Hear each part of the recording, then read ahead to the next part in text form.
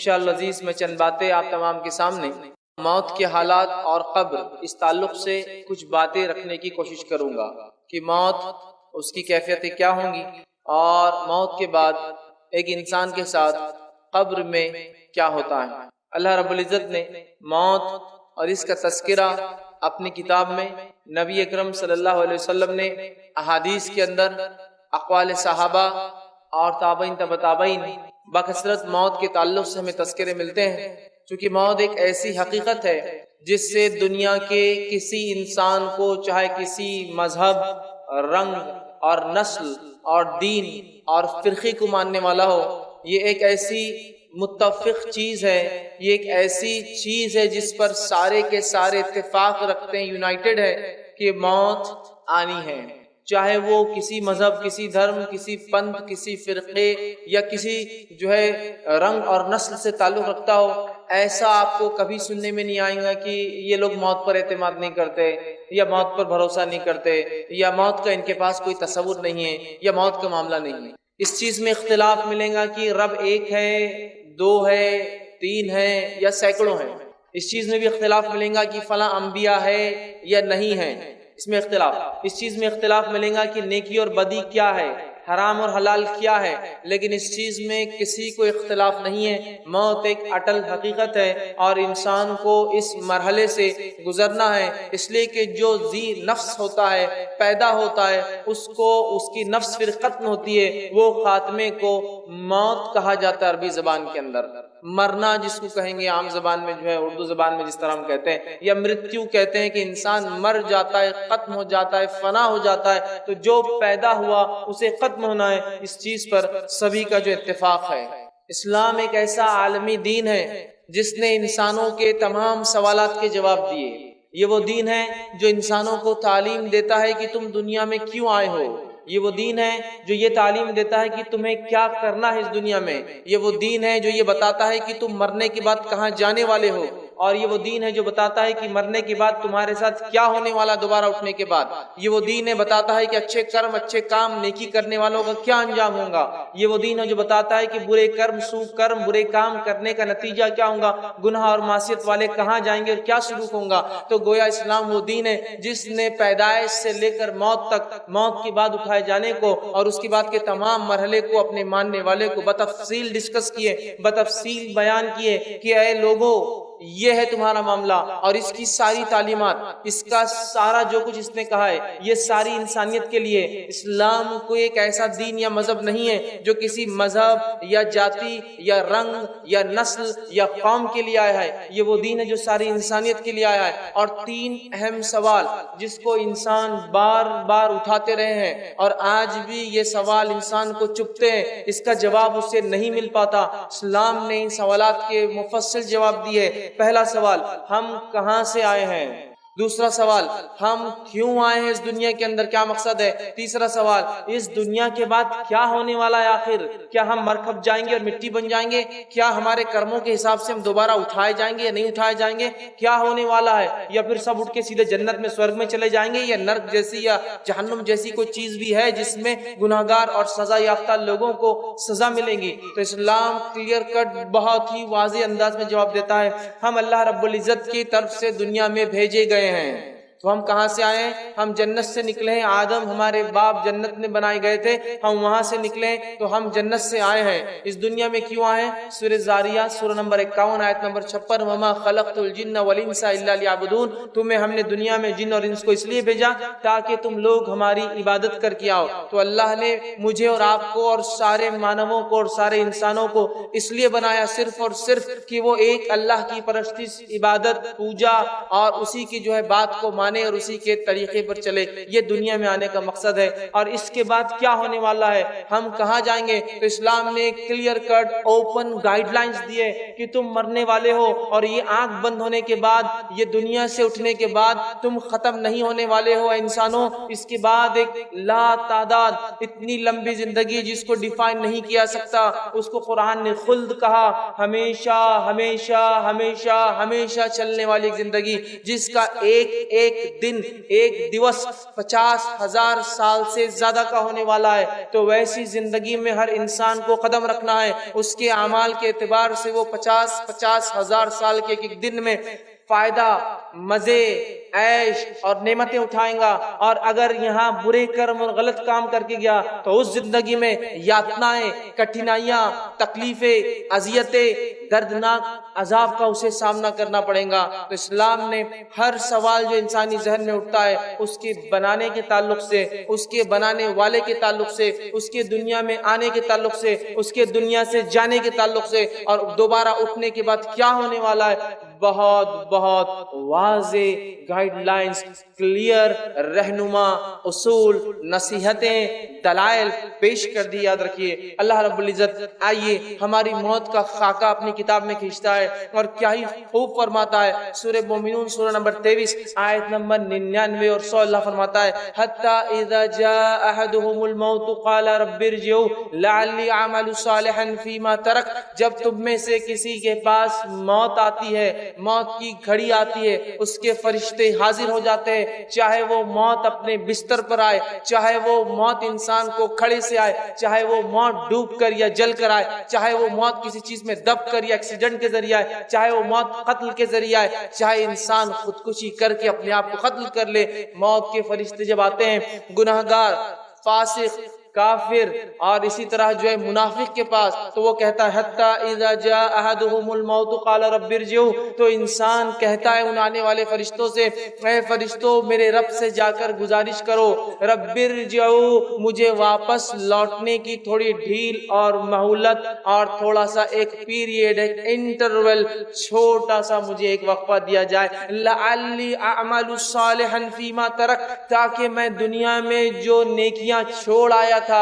جا کر واپس کر لوں۔ اگر آستھاوار نہ تھا، ایمان والا نہ تھا، تو آستھا لالوں، ایمان لالوں ایک ستیہ ایشور ہمارے بنانے والے پر، اور اگر گناہگار تھا، ایمان والا تو تھا، تو مہلت مانگیں گا کہ کچھ پنیہ کے اور نیک کام کر کے میں آ جاؤں، تھوڑی سی مجھے ڈھیل اور سہولت اور مہلت دے دی جائے، تو وہ کہیں گا لعلی اعمل صالحا فیما ترک، کہ مجھے تھوڑی سی ڈھیل اور مہلت دی جائے تاکہ نیکیاں جو چھوڑ آیا ہوں پھر کر لوں۔ کلا انہ کلمۃ هو قائلها، رب العزت کی طرف سے وہ فرشتے جواب لے کر آتے ہیں، اے اللہ تیرا بندہ ایک مہلت مانگتا ہے، ڈھیل مانگتا ہے، چھوٹ مانگتا ہے، کیا کیا جائے؟ اللہ جواب دیتا ہے کلا، ہرگز ایسا نہیں ہوگا، انہ کلمۃ هو قائلها، تو دنیا میں عادی تھا اس بات کا، اگلی بار اگلی بار اگلی بار، ایک اور چانس، ایک اور مہلت، ایک اور بار مجھے جو موقع دیا جائے۔ کلا انہ کلمۃ هو قائلها، دنیا میں تو عادی تھا صرف یہ بولنے کا کہ ایک اور چانس اور مہلت دیا جائے، اور اللہ فرماتا ہے یہ دوبارہ اب بالکل نہیں پلٹیں گے، نہیں جائیں گے الی یوم یبعثون، دوبارہ اٹھائے جائیں گے، وَمِن وَرَائِهِم بَرْزَخٌ الی یوم یبعثون، اور ان کے اور اس دنیا کے بیچ میں ایک آڑ ہے، ایک برزخ ہے، ایک پردہ ہے، ایک ایسی آڑ نہ جو کسی سے ایک دوسرے سے مل سکتا ہے، نہ آ سکتا ہے، نہ وہاں سے کہیں جا سکتا ہے، نہ آپس میں وہ ارواح و روحیں ایک دوسرے سے مل سکتی ہے، الی یوم یبعثون، وہ آڑ اور برزخ دوبارہ اٹھائے جانے تک ہے۔ تو اس سے پہلے کہ کسی کی موت آئے اور یہ ڈھیل، یہ سہولت اور یہ مہلت ہم مانگے جو کہ کسی کو آج تک نہیں دی گئی اور نہ ہی قیامت تک کسی کو ملیں گی، لہٰذا اچھے اعمال کر کے جو فرشتے آئے خوشی خوشی ہم ان کے ساتھ نکل کر چلے جائے، ورنہ وہ فرشتے آ جائیں گے، پھر ہم ڈھیل اور مہلت مانگیں گے، گڑ گڑائیں گے، آہو بکا کریں گے، چیخیں گے اور چلائیں گے، ہم چیخیں گے اور چلائیں گے، لیکن سارے لوگ موت اور میت ہے کہہ کر سمجھ نہیں پائیں گے، لیکن وہ میت و مرنے والا خوب گڑ گڑائیں گا، آہو بکا کریں گا۔ اللہ رب العزت نے اس بات کو سورہ قاف سورہ نمبر 50 آیت نمبر 19 میں یوں دہرا فرمایا وَجَاءَتْ سَكْرَةُ الْمَوْتِ بِالْحَقِّ، اور موت کی سکرات، موت کی سختیاں حق کو لے کر آ پہنچی ہے۔ اب غائب کے دروازے کھل چکے ہیں، فرشتے نظر آنے لگے ہیں اور غائب کی دنیا دکھ رہی ہے، فرشتے اپنی جماعت کے ساتھ آئے ہیں، ملک الموت اس روح کو لینے آئے ہیں، جیسے اس کے اعمال ہوں گے ملک الموت اپنا چہرہ اور ساتھ لانے والے اپنے ساتھیوں کے چہرے خوشنما اور بدنما اس کے اعتبار سے آئیں گے، اور آ کر اس شخص کی سخت گرفت کریں گے، پکڑیں گے، اور اس کے اعمال کے اعتبار سے وہیں سے اس کو سزا یا جزا کا ایک مرحلہ شروع ہو جائے گا کہ جو ہے کافر تھا وہیں سے مار پیٹ، اور قرآن کہتا ہے تھپڑ رسید کریں گے فرشتے اس کو، اس کے پیٹھ پر، اس کے چہروں اور گالوں کے اوپر، اور وہیں نیکوکار ہوگا، اس کو خوشخبریاں سنائی جائیں گی، اس کی روح مچلیں گی کہ کاش میں جلدی نکل جاؤں، اس لیے کہ فرشتے جو خوشخبری سنا رہے ہیں وہ میرے لیے ہے، اور میرے رب نے میرے لیے اتنی ساری نعمتیں اٹھا رکھی ہے، وہ نکلنے کو بہرحال تڑپیں گا۔ تو یاد رکھیے موت کی سختیاں حق کو لے کر آ پہنچی۔ قرآن کہہ رہا ہے وجات سکرت موت بالحق، موت کی سکرات نزع کی کیفیت حق کو لے کر آ گئی، اور حق اس کے سامنے واضح ہو جاتا ہے۔ انسان جو دنیا میں جیتا ہے اور شروعات سے لے کر خاتمے 4 مرحلے میں زندگی کو گزارتا ہے۔ پہلا مرحلہ عالم ارواح، جب پیدائش سے پہلے میں جہاں تھا اور آپ جہاں تھے۔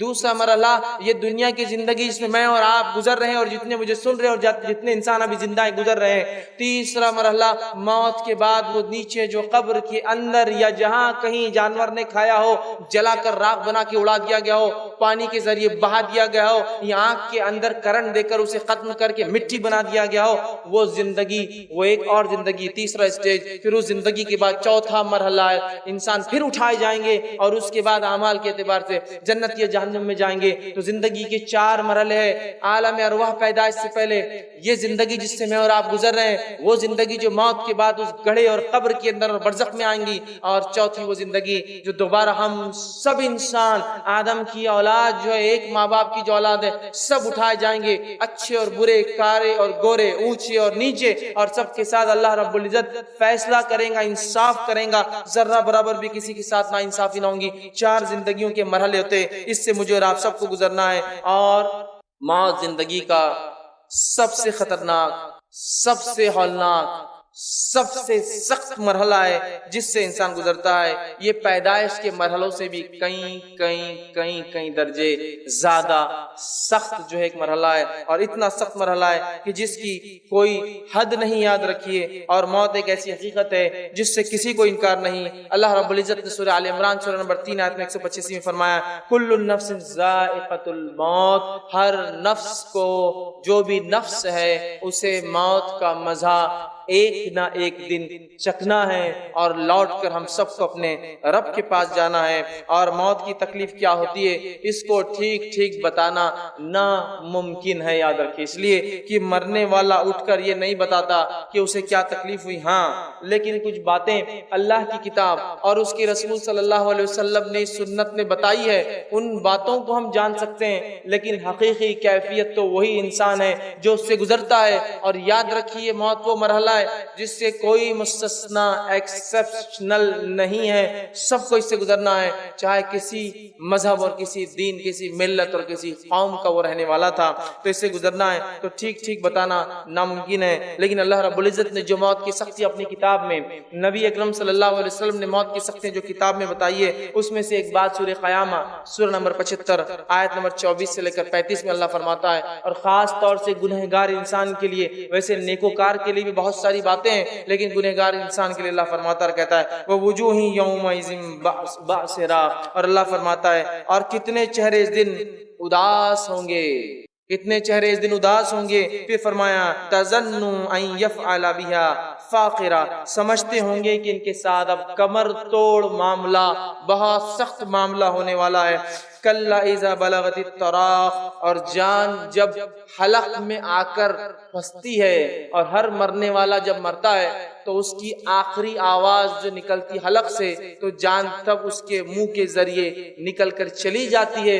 آپ سب فرماتے تب اس کی نگاہیں اس نکلتی ہوئی جان کو اپنے دیکھتی ہے، اسی لیے فرمایا جب کوئی مر جائے تو آنکھیں بند کر دو، چونکہ اس کی نگاہ اس کی طرف بڑھتی ہے۔ تو پیروں سے نکلنا شروع ہوتی ہے انسان کی جان، اور وہ آخری آواز جو گلے سے نکلتی ہے اس کی تفصیلات ہے کَلَّا إِذَا بَلَغَتِ التَّرَاقِ، اور جان جب جانکنی گلے میں آ کے اٹک جاتی ہے۔ وَقِيلَ مَنْ راق، اور لوگ کہتے ہیں جو آس پاس بیٹھے ہیں، کیا کوئی ہے ڈاکٹر، کیا کوئی ہے طبیب، کیا کوئی ہے جھاڑ پھونک کرنے والا، کیا کوئی ہے جو اس کو اس کیفیت سے آج بچا سکتا ہے، لاؤ اسے بلاؤ۔ تو اللہ فرماتا ہے وَظَنَّ أَنَّهُ الْفِرَاقُ، اور آگے فرماتا اور کہتا ہے آدمی جان لیں گا کہ یہ اس کی جدائی کا وقت ہے، دنیا سے جانے کا وقت آ چکا۔ جیسا انسان دنیا میں آتا ہے تو ایک سمجھ کے بعد اسے یہ بات واضح ہو جاتی ہے کہ دنیا کی زندگی مجھے گزارنا ہے، لیکن موت ایک ایسی گھڑی ہے جب انسان جان لے گا کہ اس کا جانے کا وقت آ چکا ہے۔ اللہ نے فرمایا وَتَفَّتِ السَّاقُ بِالسَّاقِ، اور پنڈلیوں سے پنڈلیاں آدمی رگڑے گا۔ یہ وہ شدید تکلیف کا بیان ہے جو موت کے وقت ہر انسان کو برداشت کرنا پڑتی ہے، چاہے موت کسی بھی حالت میں آئے۔ اگر آپ نے کسی کی موت کو کبھی دیکھا ہو تو پنڈلیاں وہ خوب رگڑتا ہے، اس لیے کہ یہ بڑا تکلیف دہ مرحلہ ہوتا ہے۔ تو جب گلے تک جو آواز آ جاتی ہے اور لوگ چلاتے ہیں آس پاس والے، کوئی ہے آؤ دیکھو بلاؤ علاج کرو، اور جب پنڈلیوں سے پنڈلیاں رگڑتی ہیں الی ربک یومئذ المساق، اور آج تیرے رب کی طرف چلنے کا وقت آ گیا۔ فرشتے بولتے اب کوئی فائدہ نہیں، کوئی طبیب، کوئی معالج، کوئی ڈاکٹر، کوئی جھاڑپو، کچھ نہیں، اب تمہارے رب کے پاس لوٹنے کا تمہارا وقت ہے۔ فلا صدق ولا صلی، نہ تو نے دنیا میں صدقات کی نہ نماز قائم کی، ولیکن کذب وتولی، یہ گناہگار انسان کے تعلق سے بات ہو رہی ہے، اور تو نے نہ صدقات دیا نہ نماز قائم کی، ولیکن کذب وتولی، اور تیرے سامنے انبیاء نے آ کر باتیں رکھی، تیرے سامنے آ کر اس کے صحابہ نے، تابعین اور نیک لوگوں نے باتیں سنائی، واعظ اور نصیحت کی، لیکن تو نے کیا کیا؟ ولیکن کذب وتولی، سب کو جھٹلا کر منہ پھیر کے تکبر کے ساتھ چلنے لگا۔ دیکھا جائے گا جب موت آئیں گی تو دیکھا جائے گا کیا ہوگا۔ تو اللہ نے فرمایا ولیکن کذب وتولی، تو پلٹ گیا، تو نے اپنا چہرہ پھیر لیا اور منہ پھیر کر چلا گیا۔ تو یاد رکھیے موت کب آئیں گی ہم نہیں جانتے، لیکن اس بات کو پلے باندھ لیجئے کہ زندگی کا کوئی بھروسہ نہیں ہے، موت کا بھروسہ ہے۔ لوگ کہتے ہیں موت کا کوئی بھروسہ نہیں ہے، زندگی کا ہے۔ میں کہتا ہوں زندگی کا کوئی بھروسہ نہیں ہے، کب ہاتھ چھوڑے اور نکل جائے۔ ہاں موت یقینی ہے، جیلے جتنا جینا ہے، 1000 سال، 10,000 سال، لاکھ سال، 10 لاکھ سال، لیکن الٹیمیٹلی تیرا ڈیسٹینیشن تجھے واپس آنا ہے۔ لیکن موت جو ہے حق ہے، یاد رکھیے۔ لوگ کہتے ہیں زندگی کا کیا بھروسہ، یاد رکھیے بات صحیح ہے، موت حقیقت ہے، زندگی کا نہیں، ورنہ لوگ کہتے ہیں موت کا کیا بھروسہ۔ موت کا بالکل بھائی بھروسہ ہے، جتنا بھی جی لو۔ عمرو بن عاص رضی اللہ عنہ کے تعلق سے آتا ہے، صحابی رسول ہے، ایک مرتبہ کہنے لگے مجھے لوگوں پر تعجب ہوتا ہے جب موت کا وقت قریب آتا ہے تو بیان کیوں نہیں کرتے کیفیتیں، کیا ہوتا ہے کیوں نہیں سمجھاتے ہیں۔ تو ایک مرتبہ جب ان کی موت کا وقت قریب آیا، عبداللہ رضی اللہ عنہما کو کسی نے کہا کہ عمرو بن عاص کی موت کا وقت قریب ہے، آپ جائیے۔ وہ پہنچے اور کہا عمرو تم کہا کرتے تھے کہ لوگ کیوں نہیں بتاتے موت کے وقت کیا ہوتا ہے ان کے ساتھ، اب تمہاری موت کا وقت قریب ہے، چلو تم ہی بتا دو، تم کہا کرتے تھے نا کہ کیا ہوگا، چلو بتا دو۔ تو عمرو بن عاص رضی اللہ عنہ صحابی رسول کے الفاظ سنی موت کے قریب، فرماتے اور کہتے ہیں مجھے ایسا لگتا ہے، میری کیفیت یہ ہے کہ آسمان زمین پر ٹوٹ پڑا ہے، آسمان زمین پر گرنے سے جو کیفیت ہوں گی تو میری تکلیف ایسی ہے جیسے آسمان زمین پر ٹوٹ پڑا ہے، میں اس کے بیچ میں زمین اور آسمان کے پس رہا ہوں، یہ میری تکلیف ہے۔ اور میری گردن پہ لگتا ہے کسی نے پہاڑ رکھ دیا ہے، اس شدید تکلیف میری گردن میں پہاڑ رکھا ہوا ہے، اور جو ہے میرے پیٹ میں لگتا ہے کسی نے کھجور کے کانٹے بھر دیے جو بہت لمبے اور سخت ہوتے ہیں، اور ایسا لگتا ہے میری سانس سوئی کے ناکے، سوئی کا سوراخ ہوتا ہے نا، ایسا لگتا ہے سانس لینے میں اتنی شدید تکلیف ہے جیسا سوئی کے ناکے سے ہوا آ رہی ہے اور جا رہی ہے۔ شداد بن اوس رضی اللہ عنہ یہ ایک صحابی رسول تھے، یہ موت کی کیفیت کو فرمایا کرتے تھے اور کہتے تھے کہ موت کا لمحہ دنیا اور آخرت کی تمام ہولناکیوں سے زیادہ خطرناک ہے، موت کا لمحہ دنیا اور آخرت کی تمام ہولناکیوں سے زیادہ خطرناک ہے۔ اور فرمایا کرتے تھے کہ اس کی ہولناکی ایسی ہے کہ یہ آروں کے چیرنے سے زیادہ سخت ہے۔ کسی زندہ انسان کو آرے سے چیرے اور اس کو موت نہ آئے تو کیسی تکلیف ہوں گی، تو وہ کہتے ہیں آروں سے چیرنے سے زیادہ سخت ہے، اذیت ناک ہے، اور قینچیوں سے کاٹنے سے زیادہ سخت ہے کہ زندہ انسان کو قینچی سے کوئی کاٹ دے اور اگر موت نہ آئے تو کیسی تکلیف ہوں گی، تو قینچیوں سے کاٹنے سے زیادہ سخت ہے، ہڈیوں کے ابالنے سے زیادہ سخت ہے، مطلب اتنی تکلیف جس میں ہوتی ہے ایسے ہڈیوں کو زندہ انسان کو ابالا جا رہا ہے۔ آگے کہتے ہیں اگر مردہ اٹھ کر موت کی سختیاں بیان کر دے تو تم لوگ نیند اور چین چھوڑ دو گے اور آرام نہیں کرو گے، صرف اچھے اعمال میں لگ جاؤ گے تاکہ آخرت بن جائے۔ اسی طرح ہم دیکھتے ہیں خود نبی اکرم صلی اللہ علیہ وسلم جب آپ کی وفات کا وقت قریب آیا، جب آپ کے انتقال کا وقت قریب آیا، یہ انسانوں میں سب سے نیک انسان تھے جس کو دنیا نے کبھی دیکھا ہے اور دیکھیں گی. یاد رکھیے نبی اکرم صلی اللہ علیہ وسلم چونکہ وفات سے، انتقال سے کوئی مستثنا نہیں ہے. آدم علیہ السلام آئے تو دنیا سے چلے گئے، نوح آئے تو وہ بھی چلے گئے، ابراہیم آئے تو وہ بھی جانے کے لیے چلے گئے، موسیٰ بھی آئے تو چلے گئے، عیسیٰ علیہ السلام اٹھا لیے گئے، لیکن آئیں گے چونکہ موت ضروری ہے. پھر اپنی زندگی 40 سالہ گزار کے موت اور وفات پھر پا کے جائیں گے.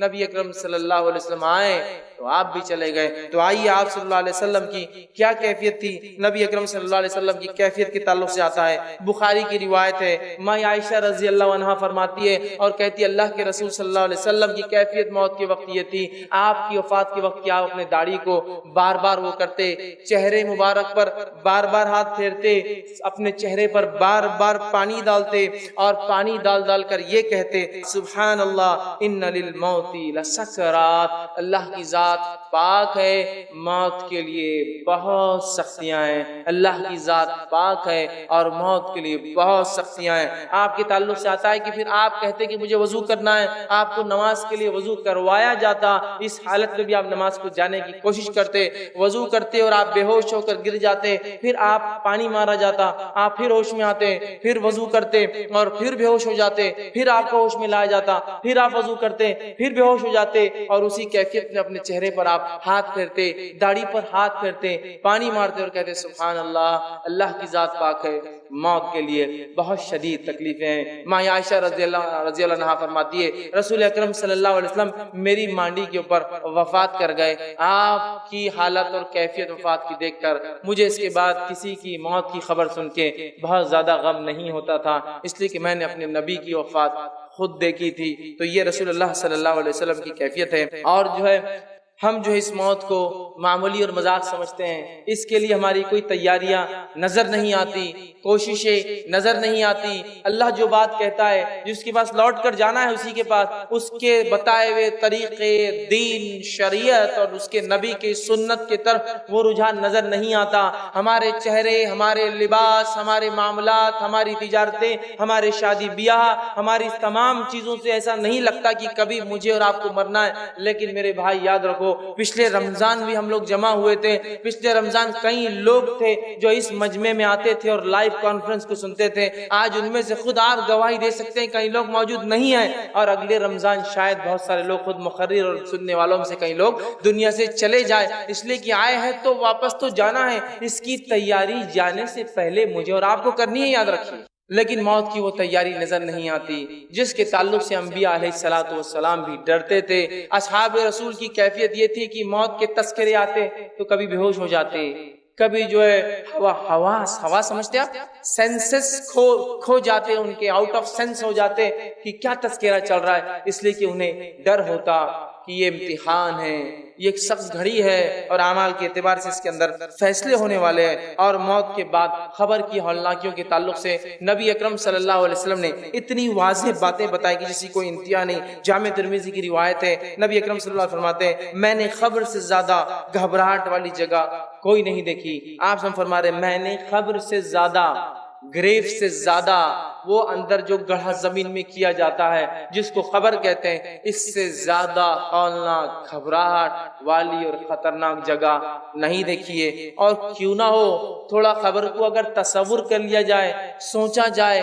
مٹی کا گھروندہ ہے، مٹی کا بچھونا ہے، مٹی کا اوڑھنا ہے، آزو مٹی ہے اور بازو مٹی ہے، من بھر مٹی اوپر سے بھی ڈال دی گئی ہے، نہ کوئی سوراخ ہے، نہ کوئی دیا ہے، نہ کوئی لائٹ ہے، نہ کوئی چھوٹا سا ٹمٹما ہے کہ جس سے کچھ روشنی مل جائے. سانپ اور بچھو ہے، جانور اور کیڑے اور مکوڑوں کا گھر ہے، انسان جن گل اور سڑ جاتے ہیں. لیکن یاد رکھیے اللہ رب العزت دوبارہ اٹھا کر عالم برزخ میں اپنی قدرت سے ان کو ان کے اعمال کے اعتبار سے گرفت کرتا ہے. اور خبر ایک بہت ہی سخت جگہ ہے، اور اسی خبر کے فتنے سے نبی اکرم صلی اللہ علیہ وسلم پناہ مانگتے. مسند احمد کی روایت ہے آپ صلی اللہ علیہ وسلم دعائیں سکھلاتے تھے کہ کیا دعائیں کرنا ہے کہ ہم قبر میں آزمائے نہ جائیں، کہ ہمیں قبر کے عذاب سے بچا لیا جائے، ہمیں قبر کی سختیوں سے جو بچا لیا جائے. اسی طرح ہم دیکھتے ہیں سنن نسائی کی روایت ہے رسول اللہ صلی اللہ علیہ وسلم فرماتے ہیں، غور سے سنیے روایت کا، فرماتے ہیں کہ تم لوگ فتنے قبر میں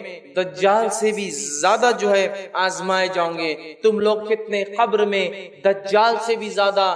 دجال کا فتنہ جب سے دنیا بنی ہے تو ختم ہونے تک دجال کا فتنہ سب سے بڑا فتنہ ہے. اس کے فتنے کی شدت یہ ہے کہ آدم علیہ السلام نے اس کے تعلق سے اپنی قوم کو ڈرایا، نوح علیہ السلام نے اپنی قوم کو نصیحت کی اور واعظ کیا، جبکہ یہ آنے والا ہے امت محمدیہ کے اندر، لیکن پہلے نبی اور پہلے رسول نے اس سے ڈرایا تو کہا تم قبر میں دجال کے فتنوں سے زیادہ جو ہے آزمائے جاؤں گے. اس بات کو سن کر صحابہ زار و قطار رونے لگے کہ کیا اتنی سخت آزمائش ہماری قبروں میں ہونے والی ہے؟ تو آپ نے کہا تمہاری اتنی آزمائش ہوگی. جامع ترمذی کی روایت ہے، عثمان بن عفان رضی اللہ عنہ کے تعلق سے آتا ہے کہ جب آپ قبر کے پاس سے گزرتے یا قبرستان جاتے، قبر کے پاس جاتے تاکہ عبرت حاصل ہو، تو آپ کی کیفیت یہ ہوتی کہ اتنا روتے اتنا روتے اتنا روتے کہ آپ کی داڑھی جو بہت گھنی تھی آنسوؤں سے بھر جاتی، اور کہا کرتے تھے کہ یہ منزل جس کے لیے آسان ہو گئی باقی ساری منزلیں اس کے لیے آسان ہیں، اور جس کے لیے اس منزل میں سختی اور پکڑ ہو گئی باقی سارے مرحلے پہلے سور سے لے کر قیامت تک اور اس کے بعد جو ہے حشر اور آخرت تک، اس کے لیے حساب و کتاب تک سارے مرحلے اس کے لیے بہت مشکل ہے. بحقی کی روایت ہے، عمر بن خطاب رضی اللہ عنہ جو کہ بہت سخت جان اور ایک قوی ہیکل مضبوط قسم کے جسامت والے انسان تھے، اس صحابی کے تعلق سے خلیفہ رسول تھے، جو ہے دوسرے جو ہے خلیفہ تھے، اور اس کے ساتھ ساتھ آپ کے کئی فضائل ہیں. آپ کے تعلق سے آتا ہے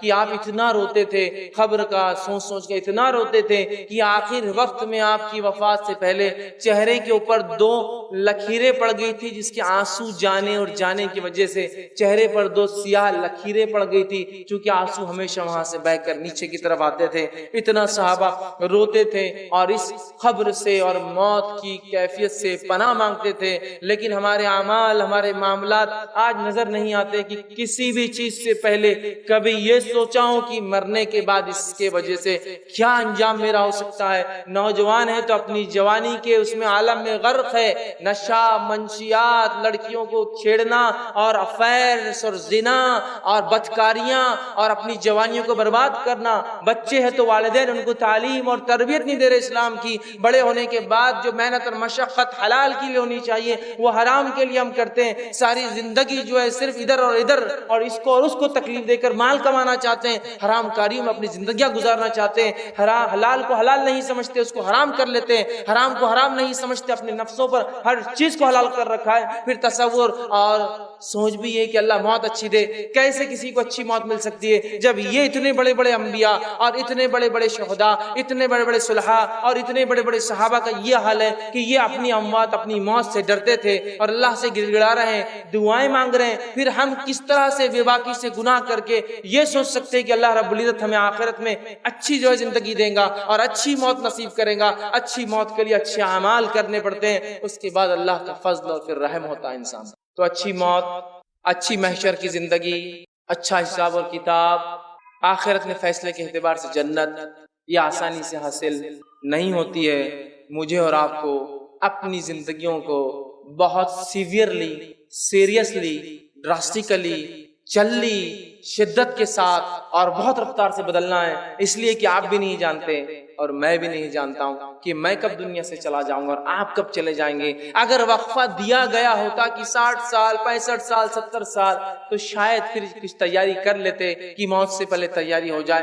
ہم نہیں جانتے میرے بھائی. اور لوگ کہتے ہیں نوجوان تو ہے، آخر وقت میں انشاءاللہ العزیز نیک عمل کریں گے. میرے بھائی، بوڑھوں کے مقابلے نوجوانوں کو تو جلدی مرتے ہوئے دیکھا ہے، میں جلدی مرتے ہوئے دیکھا ہے. تو کیوں یہ چکر میں ہے کہ نہیں ابھی تو جوانی ہے؟ ماں باپ کیوں یہ چکر میں ہے کہ بچہ بھی جوان ہے، دین پہ عمل مت کراؤ؟ اس لیے کہ بعد میں کریں گے نا، زندگی پڑی ہے. اللہ تعالیٰ کو ریٹائرمنٹ کی بات کی عبادتیں پسند نہیں ہے، یاد رکھیے. اللہ کو وہ جوانی کا پرائم ٹائم چاہیے آپ کو اور میرا. اللہ کو جس چیز کے لیے حکومت کہہ رہی ہے تم بیکار ہو ہمارے لیے چلے جاؤ، وہ چیز اللہ کے لیے دینا چاہتے ہیں کہ جب زندگی بھر تو رشوت خوری، لوٹ مار، کھسوٹ سب کر لیں گے اور 58 اور 60 سال کے بعد ریٹائرمنٹ لے کر اللہ اللہ کر لیں گے، حج کر لیں گے، داڑھی رکھ لیں گے. ارے جس عمر کو تو حکومت کہہ رہی بیکار ہو گیا تو گھر جا کر بیٹھ، اس عمر کو اللہ کے لیے دینا چاہتے ہیں. اور اپنی جوانیوں کو والدین خود بچوں کو کہتے ہیں کہ ابھی ضرورت نہیں ہے، تو کیا تم لکھا کر لائے ہو تمہارے بچے کتنے دن جئیں گے، اور کیا میں لکھا کر لایا ہوں کہ میں اتنے دن میں مروں گا اور بوڑھا ہوں گا؟ ہمیں اپنی زندگیوں کو بہت جلدی تبدیل کرنا ہے، اس سے پہلے کہ موت کا شکنجہ کس لیا جائے، فرشتوں کو آرڈر اور حکم دے دیا جائے، پھر اس کے بعد ہم کہیں حتی اذا جاء احدهم قال رب ارجعون، اے اللہ تھوڑی سی مہلت دی جائے، واپس ریٹرن لوٹنا ہے، نیک کام کرنا ہے، لعلی اعمل صالحا فیما ترک، جو نیکیاں تیرے نبی بتا کر گئے تھے، تیرے دین و شریعت نے بتائی تھی، میں کر کے آؤں۔ نہیں ملنے والا یہ موقع یاد رکھیے، نہیں ملے گا، اور انسان کی فطرت ہے، اسے کہا جائے نماز اگلے جمعے سے، دیندار بنو اگلے رمضان سے، اچھا پڑھو اگلے سیمسٹر سے، فلاں کام اگلی فصل سے، اچھا بزنس کرو اگلے سیزن سے، اگلا اگلا اگلا موقع چاہیے۔ اللہ کہتا ہے کلا نہیں ملنے والا تجھے اگلا موقع، چونکہ تیری فطرت ہے اگلا موقع چاہیے اور تو کرتا نہیں اعمال، لہٰذا اپنی زندگیوں کو بہت جلدی تبدیل کرنا ہے۔ میں اور آپ نہیں جانتے کیا حال ہونے والا ہے۔ ابن ماجہ کی روایت ہے، ابو ذر غفاری رضی اللہ عنہ فرمایا کرتے تھے، جب برزخ اور موت کی کیفیت اللہ کے رسول صلی اللہ علیہ وسلم بیان کی تو کہنے لگے کاش کہ میں درخت ہوتا، لوگ آتے کاٹتے سکھا کے مجھے جلا دیتے، میں انسان پیدا نہ ہوا ہوتا، اس لیے کہ درخت سے پوچھ نہیں ہونے والی، مجھ سے اللہ رب العزت پوچھ کرنے والا ہے۔ کتاب الزہد کے اندر ابو ہریرہ رضی اللہ عنہ کے تعلق سے آتا ہے کہ جب آپ کی موت کا وقت قریب آیا، انتقال کا وقت قریب آیا، دنیا سے کوچ کر جانے کا وقت قریب آیا تو رونے لگے۔ یہ بھی ایک خوش نصیبی کی موت ہے کہ انسان بیمار ہو اور توبہ کا موقع ملے، اچانک آنے والی موتوں میں توبہ کا موقع نہیں ملتا۔ تو بہرحال تو رونے لگے اس موت کی کیفیت میں، اور روتے روتے جو ہے لوگوں نے پوچھا اے ابو ہریرہ کیوں روتے ہو، کیا دنیا سے جانے کا غم ستاتا ہے تمہیں؟ تو کہنے لگے ابو ہریرہ رضی اللہ عنہ کہ کہا دنیا سے جانے کا چھوڑنے کا غم نہیں ہے، لیکن میرا سفر بہت لمبا ہے، طویل سفر ہے میرا، اور خلیل زاد راہ ہے میرے پاس، توشہ بہت کم تیار کیا ہے، سفر کچھ زیادہ ہی لمبا ہے، سفر لمبا ہے، میں نے زاد راہ سفر کی تیاری کے لیے سامان کم جمع کیا ہے۔ اور پھر فرماتے ہیں میں نے اپنی زندگی کی شام ایک ایسے ٹیلے پر گزاری ہے جس کے آگے میں نہیں جانتا ٹیلا پار کرنے کے بعد کہ میرے لیے جہنم ہے یا میرے لیے جنت رکھی گئی ہے۔ تو یہ اصحاب ہیں جن کے تعلق سے اللہ کی کتاب نے کہا رضی اللہ عنہم ورضوا عنہ، اللہ ان سے راضی اور وہ اللہ سے راضی۔ اگر ان کی اموات اور ان کی موت پر یہ ڈر رہے ہیں، اتنے کثیر اعمال کرنے کے بعد اگر یہ قلیل کہہ رہے ہیں اس کو زادرہ قلیل، جبکہ ابو ہریرہ رضی اللہ عنہ کی شخصیت کس کو نہیں پتا ہے؟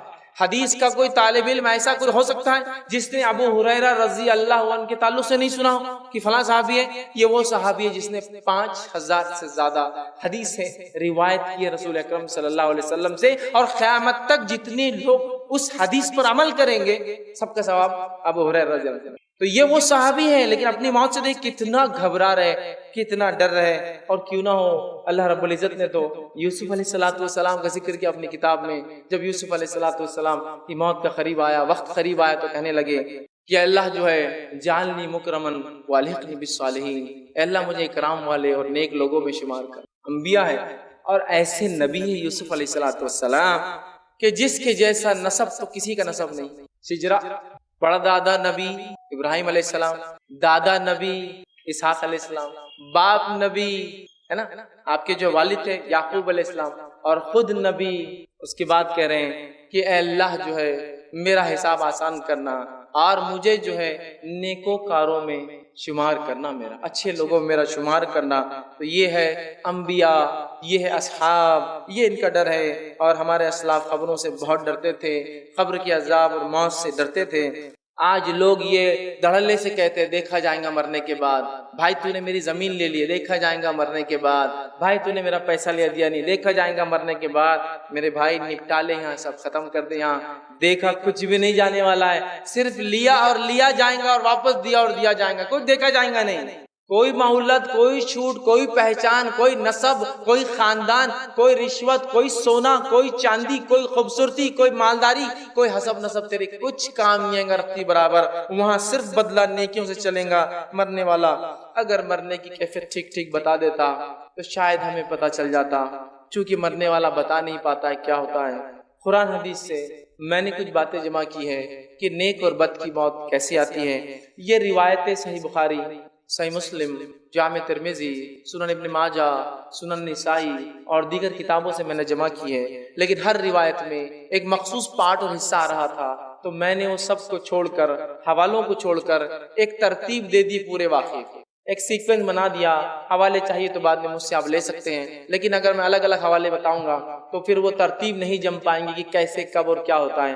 لہٰذا میں نے سب روایتوں کو ملا کر ایک ترتیب وار واقعہ آپ کے سامنے میں بیان کر رہا ہوں، تاکہ ایک تسلسل کے ساتھ ایک سیکوینس میں سٹوری یا ایک سیکوینس میں واقعہ آپ کے سامنے آ جائے، ورنہ الگ الگ حوالے میرے پاس پورے موجود ہیں۔ تو آئیے اچھے اور برے کے ساتھ کیا ہوتا ہے اس کی تفصیلات ہم دیکھتے ہیں، تاکہ ہمیں پتہ چل جائے موت کیسی کیفیت اور موت کے بعد کیا ہونے والا ہے۔ تو آئیے سب سے پہلے نیک انسان سے شروع کرتے ہیں، سیدھے ہاتھ والے لوگوں سے شروع کرتے ہیں، جنتی لوگوں سے شروعات کرتے ہیں، اللہ کے انبیاء، صلحاء مطلب صالحین، صدیقین، شہداء اور نیکوکاروں سے شروع کرتے ہیں، ان کی کیفیت کیا ہوں گی نیک لوگوں کی۔ تو سب سے پہلی چیز، جب موت کا وقت آتا ہے تو نیک لوگوں کے پاس فرشتے سورج جیسی روشن شکلیں لے کر آتے ہیں، کبھی ایک، کبھی دو اور کبھی اس سے زائد آتے ہیں، چمکدار روشن شکلیں لے کر آتے ہیں، خوشبودار جو ہے خوشبو کے ساتھ، اور جو اچھے اچھے چہروں والے فرشتے اس کے پاس آتے ہیں، اور اس کے لیے خوشبودار کفن کو ساتھ لاتے ہیں جو ریشم کا بنا ہوا ہوتا ہے، اور وہ کفن خوشبودار کفن لے کر آتے ہیں، اور آنے کے بعد ملک الموت اور دیگر فرشتے اس شخص کو سلام کرتے ہیں، اس کو دعا دیتے ہیں، اور یہی پہلا مرحلہ ہے، وہ سمجھ جاتا ہے کہ میرے لیے رائٹ چیز ہونے والی ہے، چونکہ سلام کیا گیا مجھے، تو سلام کرتے ہیں۔ اس لیے میں بار بار کہتا ہوں لوگوں سے، پہچان ہو تو ایسی ہو کہ فرشتے سلام کرے اور اس کا انتظار وہاں ہو۔ دنیا میں تو بہت پہچان لوگوں کی ہوتی ہے، یہ زیادہ کام نہیں آتی ہے، تو بہرحال اس کو سلام کرتے ہیں، اچھی اچھی شکلوں میں آتے ہیں، اور اس کو اچھے اچھے ناموں سے پکارتے ہیں، جن اچھے اچھے ناموں سے دنیا میں اسے پکارا جاتا تھا کہ فلاں بن فلاں، فلاں بن فلاں، پیارے پیارے جو اس کے اچھے نام، ایک انسان کہیں کے ناموں سے پکارا جاتا ہے، سارے اچھے اچھے ناموں سے اس کو پکاریں گے، اس کو آواز دیں گے، اور اس کو روح نکالنے سے پہلے ملک الموت بشارت دیں گے، اے نیک انسان، تیرے اعمال سے تیرا رب راضی ہوا اور تو جو ہے نکل جا، تیرے رب نے تیرے لیے جنت مقام طے کر دیا ہے۔ جو ہی وہ نیک انسان کی روح اس بات کو سنتی ہے کہ اس کے رب نے اس کے لیے جنت طے کر دی ہے، وہ مچلتی ہے، لپکتی ہے، اور فرشتوں سے کہتی ہے نکالو مجھے، جلدی باہر نکالو، اس لیے کہ میرے رب نے میرے لیے جنت اٹھا رکھی ہے۔ اور وہ تیزی کے ساتھ باہر نکلتی ہے، اور جب نکلتی ہے تو آپ صلی اللہ علیہ وسلم فرماتے ہیں اس آسانی سے نکل جاتی ہے جیسا ایک تھیلی میں پانی کھول دیا جائے، پانی گر جاتا ہے، اس طرح سے ایزیلی وہ جو ہے روح نکل جاتی ہے۔ اور نکلنے کے بعد فرشتے جو معطر خوشبودار کفن، دنیا میں تو ہم بہت خوشبو لگاتے ہیں نا، یہ خوشبو اصل ہے جو مرنے کے بعد ملے انسان کو، تو معطر ایک کفن جو ریشمی ہوتا ہے، ریشم کا بنا ہوا ہوتا ہے، لا کر اس کفن میں اس کو لپیٹ دیتے ہیں، لپیٹنے کے بعد اس کا استقبال اور ویلکم ہوتا ہے، اسے لے کر فرشتے پہلی آسمان کی طرف بڑھتے ہیں۔ پہلے آسمان پر جب وہ روح جاتی ہے، اس کی خوشبو سے پہلے آسمان کے لوگ جان لیتے ہیں کوئی نیک روح آ رہی ہے، خوشبو بتا دیتی ہے، اور دروازہ جو ہے آسمان کا کھٹکھٹایا جاتا ہے، پوچھا جاتا ہے کون، تو کہا جاتا ہے فلاں بن فلاں کی روح لائی جا رہی ہے۔ فرشتے کہتے استقبال، خوش آمدید، ویلکم، خیر، بہت خوب آئے، بہت اچھے، دروازے کھول دیے جاتے ہیں۔ پہلے آسمان کے فرشتے مبارکباد دیتے ہیں اس مبارک روح کو کہ تو بہت کامیاب روح رہی، تیرا سکسیسفل مشن رہا دنیا کے اندر، آ جا، ویلکم، سلام کرتے ہیں، اور اس کے ساتھ اس کی محبت میں چونکہ اس کی خوشبو اور نیک بندہ تھا، اس کو چھوڑنے ان فرشتوں کے ساتھ جو روح نکال کر لائے دوسرے آسمان کے دروازوں تک جاتے ہیں چھوڑنے کے لیے۔ چلو دوسرے آسمان کے دروازے پہ دستک دی جاتی ہے، دوسرے آسمان کے فرشتے بھاپ لیتے ہیں کوئی نیک روح آ چکی ہے، خوشبو سے دروازہ کھول کر سلام ہوتا ہے، ویلکم کیا جاتا ہے، استقبال کیا جاتا ہے، مبارکبادیں دی جاتی ہے کہ تم کامیاب رہے اپنی زندگی کے اندر، آؤ۔ اور پھر تیسرے آسمان تک سارے لوگ مل کر فرشتے چھوڑنے جاتے ہیں، چھوڑ کر آتے ہیں، مرحلہ 1 2 3 4 5 6 7ویں آسمان تک جاتا ہے۔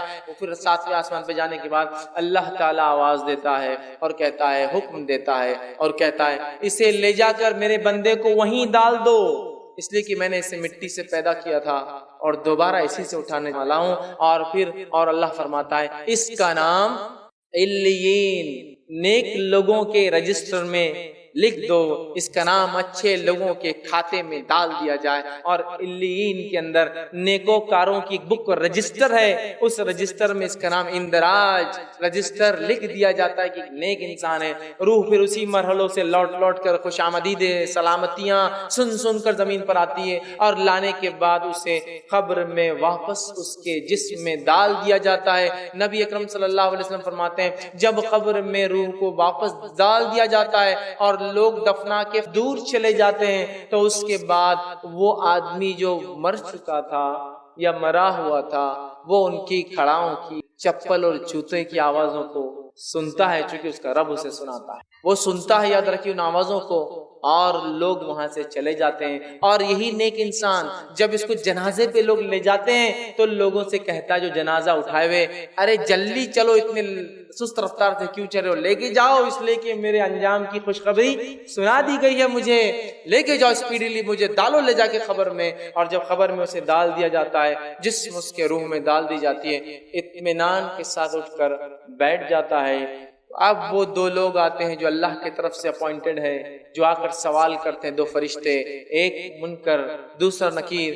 نبی اکرم صلی اللہ علیہ وسلم فرماتے ہیں منکر اور نکیر کی کیفیت یہ ہے، کالا اور سیاہ چہرہ ہے دونوں کا، اسی کے ساتھ ساتھ موٹی موٹی لال لال آنکھیں ہوں گی، اور بیل کے سینگوں سے زیادہ بڑے بڑے دانت ہوں گے، اور جب آئیں گے تو زمین کو پھاڑتے ہوئے آئیں گے، سیدھے نازل نہیں ہوں گے، زمین کو کاٹتے ہوئے اپنے دانتوں سے چیرتے ہوئے آئیں گے قبر میں، اور آواز بجلی سے زیادہ تیز گرجدار آواز میں بات کرتے ہوں گے، اور آ کر جو ہے اس روح سے جو نیک تھی، چاہے بد ہو یا نیک ہو، ان کا رویہ دونوں کے ساتھ سخت ہوتا ہے، آ کر بجلی جیسی کڑکتی ہوئی آواز میں پوچھتے ہیں من رب کا، تیرا رب کون تھا؟ دوسرا سوال کرتے ہیں من نبی کا، تیرا نبی کون تھا؟ تیسرا سوال کرتے ہیں ما دینو کا، تیرا دین کیا تھا؟ تین سوال کریں گے، سوال دکھنے میں بہت چھوٹے ہیں، جواب بھی معلوم ہے، اللہ، محمد صلی اللہ علیہ وسلم، اسلام۔ لیکن کیا آپ کو لگتا ہے یہ تین اتنے آسان جواب منہ سے یوں ہی نکل جائیں گے؟ نہیں نکلیں گے بھائی۔ کیوں نہیں نکلیں گے؟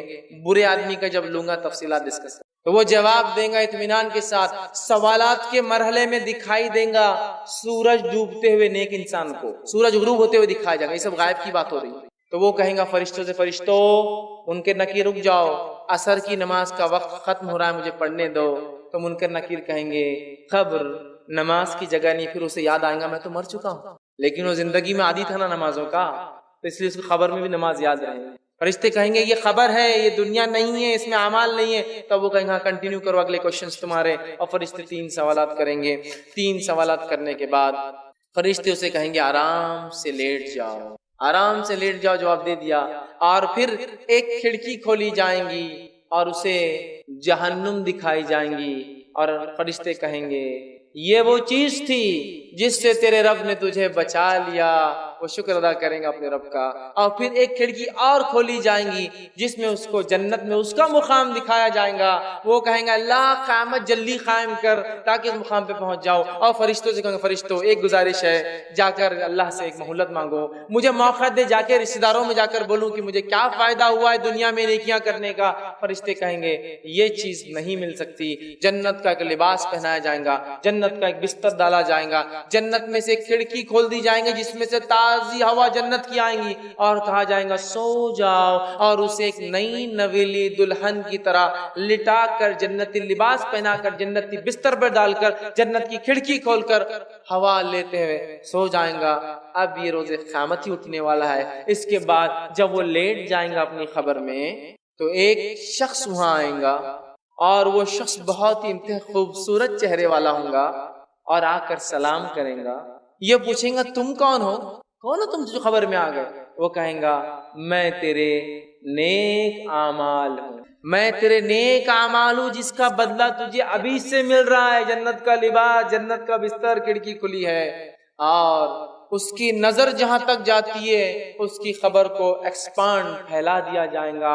ایک روایت میں 70 ہاتھ، ایک روایت کے اندر 35 ہاتھ، ایک روایت میں جہاں تک اس کی ویژن ہوں گا، آنکھیں جائیں گی، نظریں خبر وسیع کر دی جائیں گی اور نیک اعمال لا کر اس کو خوشخبری دیں گے، میں تھا تیرا وہ ساتھی جس کو تو نے بہت محبت کری، اپنے سے نزدیک رکھا اچھے اعمال کو، آج تجھے بدلہ یہ ہے اس کے بدلے کہ تو جو ہے جنت کے فائدے اٹھا رہا ہے۔ اور اسے کہا جائے گا سو جاؤ، اور وہ آنکھیں بند کر کے اطمینان کے ساتھ اب دوبارہ اٹھائے پہلے سور تک سو جائیں گا آرام سے، نرم اور نازک۔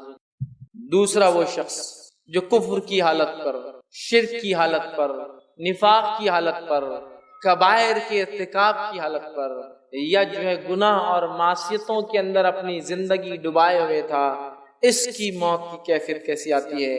اللہ کے رسول فرماتے ہیں، بہت ساری روایتوں کو ملا کے میں نے پھر ایک مجموعہ بنا دیا کہ اس کے ساتھ کیا ہوتا ہے، حوالے میرے پاس موجود ہے، آپ بعد میں دیکھ سکتے ہیں۔ جب ایسے آدمی کی موت کا وقت قریب آتا ہے تو فرشتے ملک الموت اور دوسرے فرشتے انتہائی بدصورت گندی صورتوں میں آتے ہیں، بدبودار سڑے ہوئے مردار گوشت کی بدبو جیسی آتی ہے، ویسا ٹاٹ سمجھتے ہیں؟ ٹاٹ وہ جو ہوتا ہے نا تھیلے جس کو بولتے ہیں، ٹاٹ کا بدبودار جو سڑے ہوئے ماंس میں سے بدبو آتی ہے نا گوشت میں، اس کے ساتھ کفن لاتے ہیں، اور لانے کے بعد گندے ناموں سے پکارتے ہیں، جسے دنیا میں وہ چڑھتا تھا فلاں بن فلاں، گندے نام اس کے لیتے ہیں، اور اس کے بعد ملک الموت آگے آ کے کہتے ہیں تیرے لیے جہنم کی خوشخبری ہے، تیرے لیے وہ چیز تیار ہے جس کا دنیا میں تو انکاری تھا، تو انکار کرتا اور کفر کرتا تھا، تیرے لیے جو ہے وہ چیز ہے۔ اس کی روح جسم کے اندر بھاگنا شروع کرتی ہے۔ اللہ رب العزت نے جس کے تعلق سے کہا فرشتوں کو ملک الموت خود اور فرشتوں کو حکم دیتے ہیں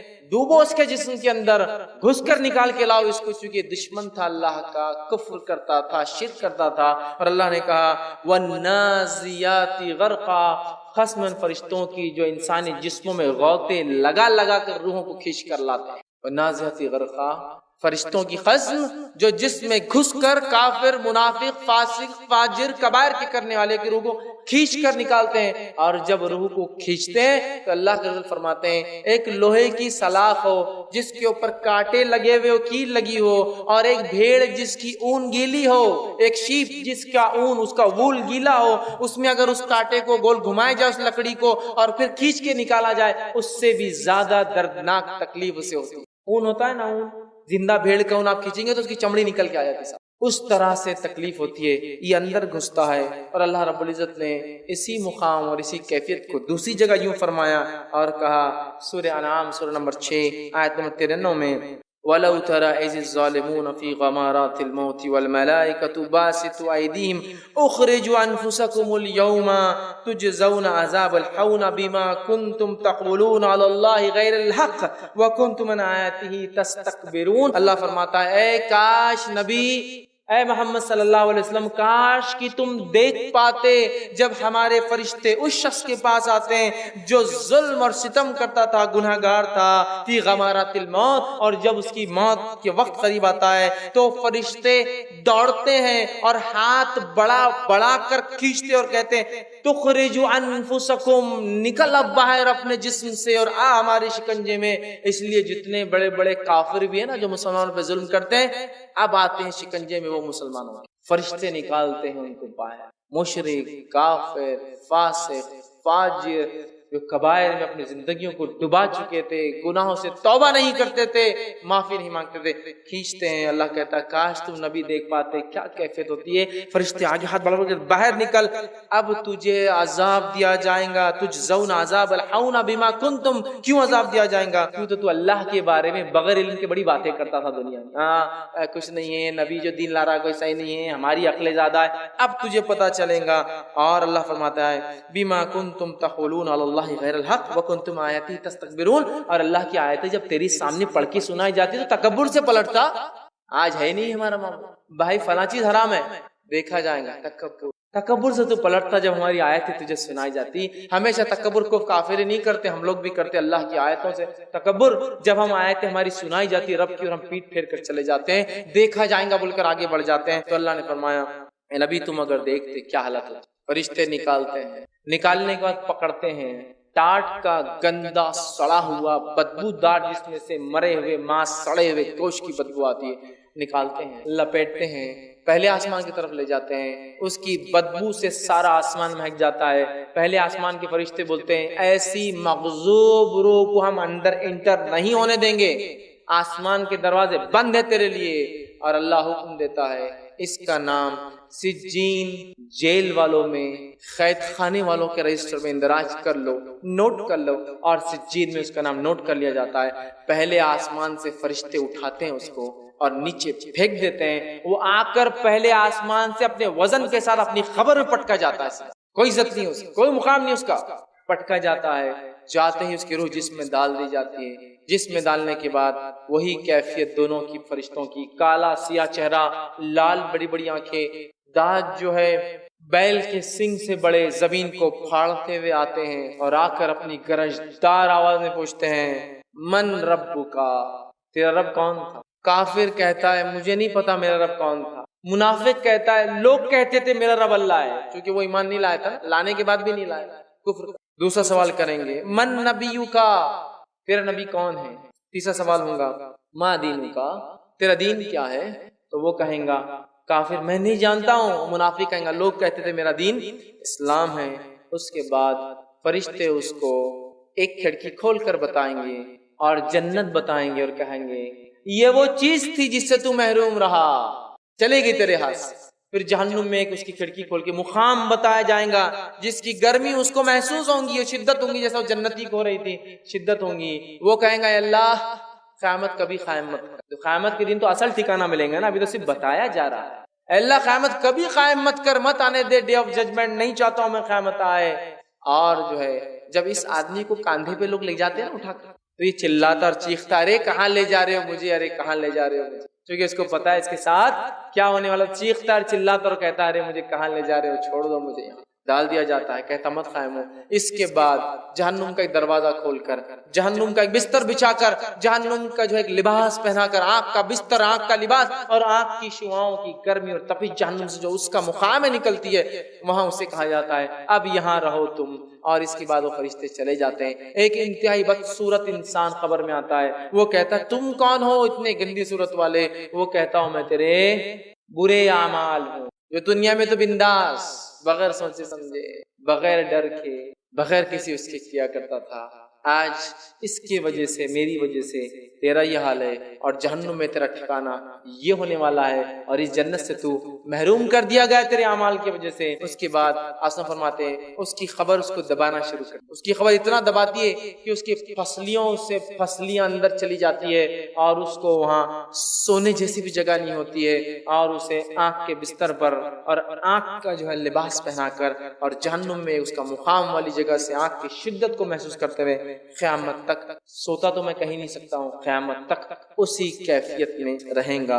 اب آئیے ان دونوں واقعات سے جو باتیں پتہ چلی ہے، اس بات میں ایک بات جو مجھے اور آپ کو پتہ چلی وہ یہ ہے کہ خبر کا جو میرا اور آپ کا ساتھی ہے، جس کو ہم نے سب سے کمزور دوست سمجھا ہے، وہ ساتھی کون ہے جو خبر میں آنے والا ہے؟ وہ میرے اور آپ کے اعمال ہے۔ جس سے سب سے کم دوستی ہمارے نبی اکرم صلی اللہ علیہ وسلم فرماتے ہیں ایک انسان ہے اس کے 3 دوست ہے، 3 فرینڈز ہے اس کے، 3 دوست ہے۔ پہلا دوست وہ، پہلا ساتھی وہ جو مرتے ہی ساتھ چھوڑ دیتا ہے، دوسرا ساتھی وہ جو قبرستان تک ساتھ آتا ہے، اور تیسرا دوست وہ جو قبر میں بھی ساتھ آئیں گا اور روز قیامت بھی ساتھ آئیں گا۔ پوچھا گیا کون ہے وہ تینوں دوستوں کا؟ پہلے وہ دوست جو سب سے پہلے تیرا ساتھ چھوڑ دیں گا وہ ہے تیرا مال، جس کے لیے سب کچھ کیا میں نے، رشتوں کو توڑا، پیسے بچ جانا بول کر، زکوٰۃ نہیں دی تاکہ کچھ اس سے فائدہ اٹھا لوں، خرچ نہیں کیا جہاں اللہ نے کہا تھا، وہاں جو میری پکڑ، میں نے اس کے لیے تو بغض، کینہ، تکبر، حسد، رشوت، 2 نمبر، 3 نمبر، سود، غیر، سب کچھ کیا میں نے۔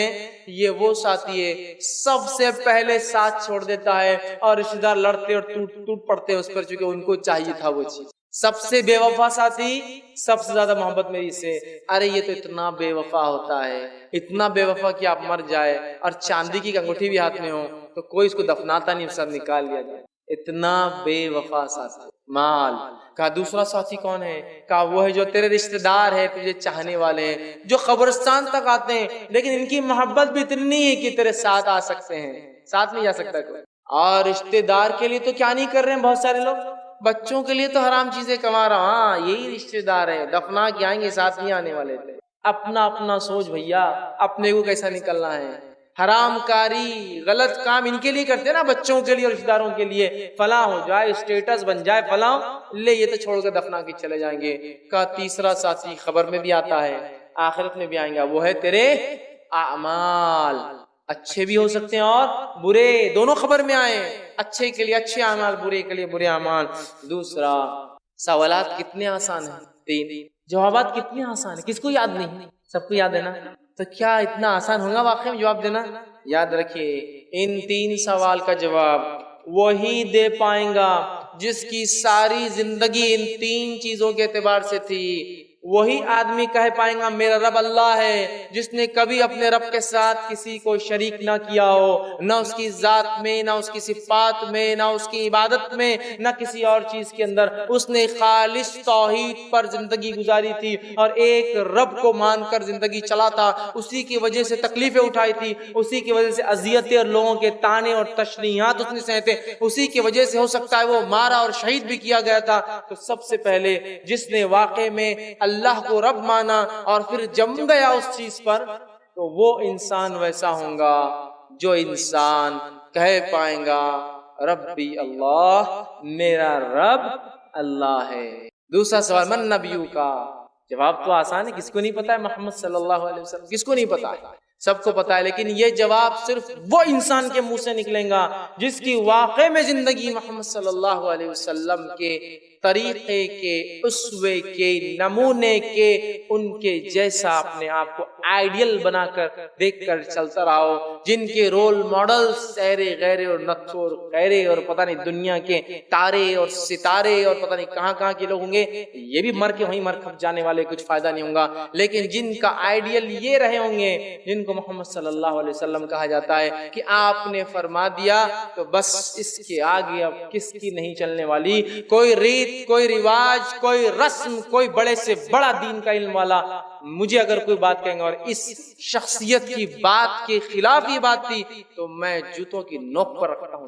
یہ ہے محمد صلی اللہ علیہ وسلم، یہ نمونہ اور آئیڈیل ہے، اور ان کی اتباع ایسی لازم ہے ہم پر کہ عبداللہ ابن مسعود مسجد نبوی میں داخل ہوتے ہیں، ایک قدم باہر ایک قدم اندر، نبی اکرم صلی اللہ علیہ وسلم خطبے کے دوران کہہ رہے ہیں وہ شخص جو کھڑا ہے بیٹھ جا، عبداللہ ابن مسعود اسی جگہ نیچے مسجد میں چوکھٹ پہ بیٹھ جاتے ہیں۔ بعد میں اللہ کے رسول نے فرمایا عبداللہ ہم تم سے تھوڑی کہہ رہے تھے کہ وہ شخص جو کھڑا ہے بیٹھ جا، ہم کسی اور سے کہہ رہے تھے۔ تو کہا اللہ کے رسول ہمیں کیا معلوم ہمارا رسول کس سے کہہ رہا تھا، میرے کان میں آواز آئی جو شخص کھڑا ہے بیٹھ جا، بس میں بیٹھ، مجھے کیا لینا دینا کی باتوں سے، کس کے لیے بول رہے تھے، کیا ہو رہا تھا۔ آج سنت نبوی بتائی جائے تو 1000 سوال اور کوشچن رہتے اس کے خلاف ہمارے پاس، 1000، یہ غلط ہے کیا، وہ غلط ہے کیا، اتنے بڑے غلط ہے کیا، اتنے بڑے نے غلط بولوں گا، انہوں نے غلط لکھا گا۔ میرے بھائی میں تجھے کہہ رہا ہوں محمد صلی اللہ علیہ وسلم نے یہ کیا، اب ایرے اور غیرے کی بات کیوں لا رہا ہے تو؟ کیا مقابلہ اور موازنہ کرنا چاہتا ہے میرے نبی سے، ان کے برابر ٹھہرانا چاہتا ہے؟ جب میں واضح حدیث تیرے سامنے بیان کر رہا ہوں پھر تو مجھ سے کہتا ہے۔ عبداللہ ابن عمر رضی اللہ عنہما سے ایک شخص نے پوچھا فلاں مسئلے کا کیا حل ہے، تو انہوں نے کہا اس کا حل یہ ہے۔ تو شخص نے کیا پوچھا معلوم؟ کہا کہ ابو بکر اور عمر کے نزدیک کیا تھا، عمر ان کے والد بھی تو ہے عبداللہ ابن عمر کے۔ کہا ابو بکر اور عمر کے نزدیک، تمہارے ابا کے نزدیک اس مسئلے کا کیا معاملہ تھا؟ تو عبداللہ بن عمر رضی اللہ عنہ فرماتے ہیں اللہ تعالیٰ تیرے پر قوم لوط کے پتھروں کی بارش کرے، میں کہتا ہوں کہ اللہ کے رسول نے کہا اور تو پوچھتا ہے ابو بکر اور میرے باپ نے کیا کہا۔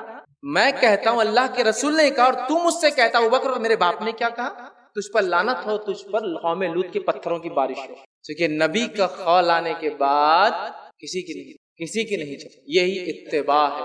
اور نبی سے محبت کے ہم دعوے دار ہیں نا، محبت اتباع ہوتی ہے، اس کے طریقے پہ چلنے کو کہتے ہیں۔ محبت کے نام پر اگر مخالفت ہو رہی تو نہیں چاہیے، نبی کی طریقے، نبی نے جو کیا جیسے کیا منورن، ارے ایسے بھی صحابہ تھے۔ عبداللہ بن عمر کا ہی واقعہ لیتا ہوں کہ جب حج کو جاتے تھے مقام پر رک کر طہارت کے لیے بیٹھتے، لوگوں نے کہا تم نے طہارت تو کی نہیں لیکن بیٹھے کیوں تھے؟ تو کہا میں نے اللہ کے رسول صلی اللہ علیہ وسلم حج کیا تھا، جب یہاں اللہ کے رسول کے ساتھ میں آیا تھا آپ نے یہاں طہارت کی تھی، مجھے طہارت تو نہیں آتی ہے لیکن پھر بھی میں جب بھی حج کو جاؤں گا یہاں بیٹھ کر ضرور۔ یہ محبت تھی ان کی اپنے نبی کی، جو کیا بس کرنا ہے، بس پیچھے چلنا ہے، چھوڑنا نہیں۔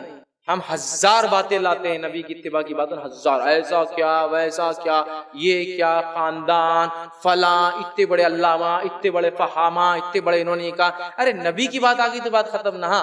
میں اگر کہہ رہا ہوں کہ میں یہ کہہ رہا ہوں یا ہمارے فلاں نے کہا تو آپ کہہ سکتے ہیں ہمارے فلاں بھی یہ کہتے ہیں، لیکن نبی کی بات آ گئی تو منہن تسلیم. تو جس نے اپنی زندگی نبی کے طریقے سے ڈھالی تھی وہ کہہ پائیں گا میرے نبی محمد صلی اللہ علیہ وسلم ہے.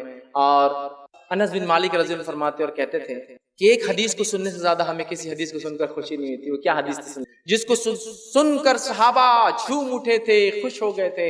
اور وہ فرماتے ہیں انس بن مالک، وہ حدیث تھی المرء مع من احب، انسان روز قیامت اس کے ساتھ جس سے وہ محبت کرتا تھا. اور وہ جب بھی اللہ کے رسول صلی اللہ علیہ وسلم کے مزار کے پاس سے گزرتے تو کہتے ہیں انشاءاللہ اللہ میرا حساب محمد صلی اللہ علیہ وسلم، ابو بکر اور عمر کے ساتھ کریں گا، اس لیے کہ میں ان تینوں سے محبت کرتا ہوں. المرء مع من احب، انسان اس کے ساتھ جس سے محبت کرتا ہے. اب جو جس سے دنیا محبت کرتا ہے، جس کو فالو کرتا ہے، جس کے جیسا ہونا چاہتا ہے، وہ جان لے وہ اس کے ساتھ روز قیامت اس کی لائن، اس کے صف، اس کے گروہ اور اس کے ساتھ کھڑا. تیسرا سوال، ما دینوں کا؟ جواب تو کیا آسان ہے، دین اسلام، میرا دین اسلام ہے. لیکن یہ وہی دے پائیں گا جس نے واقع میں اسلام کو مقدم رکھا، جس کی پیدائش، جس کی شادی، جس کی موت، جس کے زندگی جینے کا طریقہ اس دین کے مطابق تھا. من مانی تو ایسی چالو ہے کہ پیدائش بھی اپنی اعتبار سے، میت بھی اپنی اعتبار سے، نکاح بھی اپنی من مانی. دین اسلام نہیں نکلنے والا منہ سے میرا دین اسلام ہے. اسلام دین کہتے جینے کے طریقے کو، مکمل وے آف لائف جس کو کہتے ہیں، وہ طریقہ جس کا اسلام تھا تو وہ کہہ پائیں گا میرا دین اسلام ہے. ہم نے تو ہر چیز میں اسلام کی مخالفت کو اپنی علامت اور شعار، پہچان بنا لیا. ہماری پہچان ہے اسلام کے خلاف جانا. 3 سوال آسان ہے، جواب آسان ہے. ساری زندگی جس نے اس پہ چلا ہو اسی سے یہ جواب نکلیں گے. اور ایک صحابی نے کہا اللہ کے رسول، جو موت کی کیفیتیں آپ نے بیان کی ہے، ایک فرشتہ جو اس کیفیت میں آئیں گا اور ہم سے گرجدار آواز میں یہ سوالات کریں گا، ہم تو مٹی کے بت بن جائیں گے. اور مائی عائشہ نے سوال کیا تھا اللہ کے رسول، میں تو ایک عورت ہوں، میں تو عورتیں ہوتی نا چھوٹی موٹی آواز سے ڈر جاتی ہے، میں ایک عورت ہوں، جب منکر نکیر میرے پاس آئیں گے میں تو مٹی کی بت بن جاؤں گی، منہ سے کچھ نکلے گا نہیں میرے. تو اللہ کے رسول نے فرمایا، جس کو اللہ رب العزت نے اس بات کو سورہ ابراہیم صلی اللہ علیہ وسلم 14 آیت میں 27 کی یہ آیت آپ نے تلاوت کی اور فرمایا، کہا یثبت اللہ الذین آمنوا بالقول الثابت فی الحیات الدنیا وفی الآخرہ. اللہ تعالیٰ اس کلمہ طیبہ کی برکت سے، اس قول کی برکت سے دنیا اور آخرت میں تمہارے قدم جما دیں گا. آپ نے فرمایا کلمہ طیبہ آ جائیں گا، لا الہ الا، اور اس کی برکت سے وہ جواب بھی تم دے پاؤں گے. اور دنیا اور آخرت میں قدم جمانے کے لیے کلمہ کافی ہے. یہ کلمہ ہے لا الہ الا اللہ محمد رسول اللہ. جس کی زندگی اللہ کے دین، اس کی شریعت اور محمد صلی اللہ علیہ وسلم کے طریقے پر ہوں گی تو بس اس کے لیے سوال و جواب آسان ہو جائیں گے. اس کے بعد نیک آدمی تو سو گیا، لیکن برے آدمی کے تعلق سے آتا ہے اس کی خبر میں اژدھے اور سانپ چھوڑے جائیں گے. ایک روایت میں آتا ہے ایک گز لے کر فرشتہ آئیں گا جو گز اٹھا کے اس کے کھوپڑی پہ دیم ماریں گا اور قیامت تک کنٹینیوسلی مارتا رہیں گا. اس کی سر کی کیفیت یہ ہوگی کہ چورا ہو کے ذرہ پاؤڈر بن کے اڑ جائیں گا، اور جن اور انس کو چھوڑ کر ساری مخلوق اس کی چیخ سنیں گی، اور اس کی چیخ کی آواز زمین سے لے کر آسمان تک سب سے کافی قیامت. ایک اس میں آتا 99 اژدھے چھوڑے جائیں گے، 99، اور ایک ایک کا قد یہ ہوگا کہ اونٹ کے برابر. اور اگر ایک اژدھا 10 لے تو 40 سال تک اس کی تکلیف محسوس کریں گا. اور ایک اژدھا اتنا زہریلا ہوگا کہ اگر دنیا میں آ کے سانس لے سانس چھوڑ دے تو آپ فرماتے ہیں ہرا جو اگتا ہے نا سبزہ، گرینری پوری ختم ہو جائیں گے ایک سانس سے، اور سارے انسان مر جائیں گے، اتنا زہریلا. اس کے علاوہ بھی اور کیفیتیں آتی ہیں، وقت نہیں اتنی تفصیلات.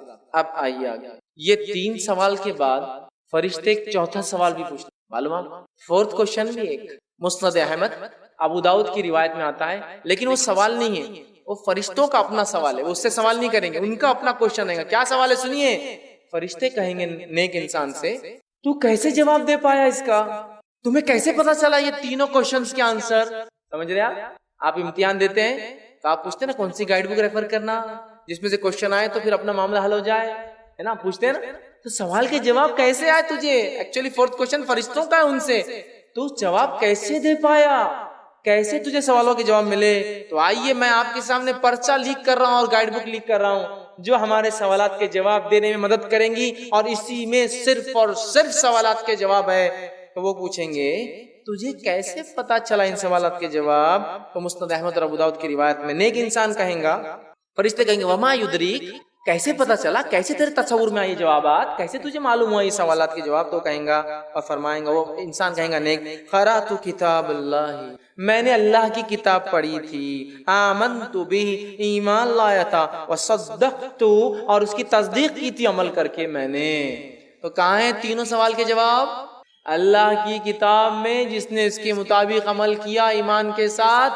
یہ آسان ہے تینوں سوال۔ تو guide book and reference book is the Quran where you can find all the questions which angel will ask in your grave۔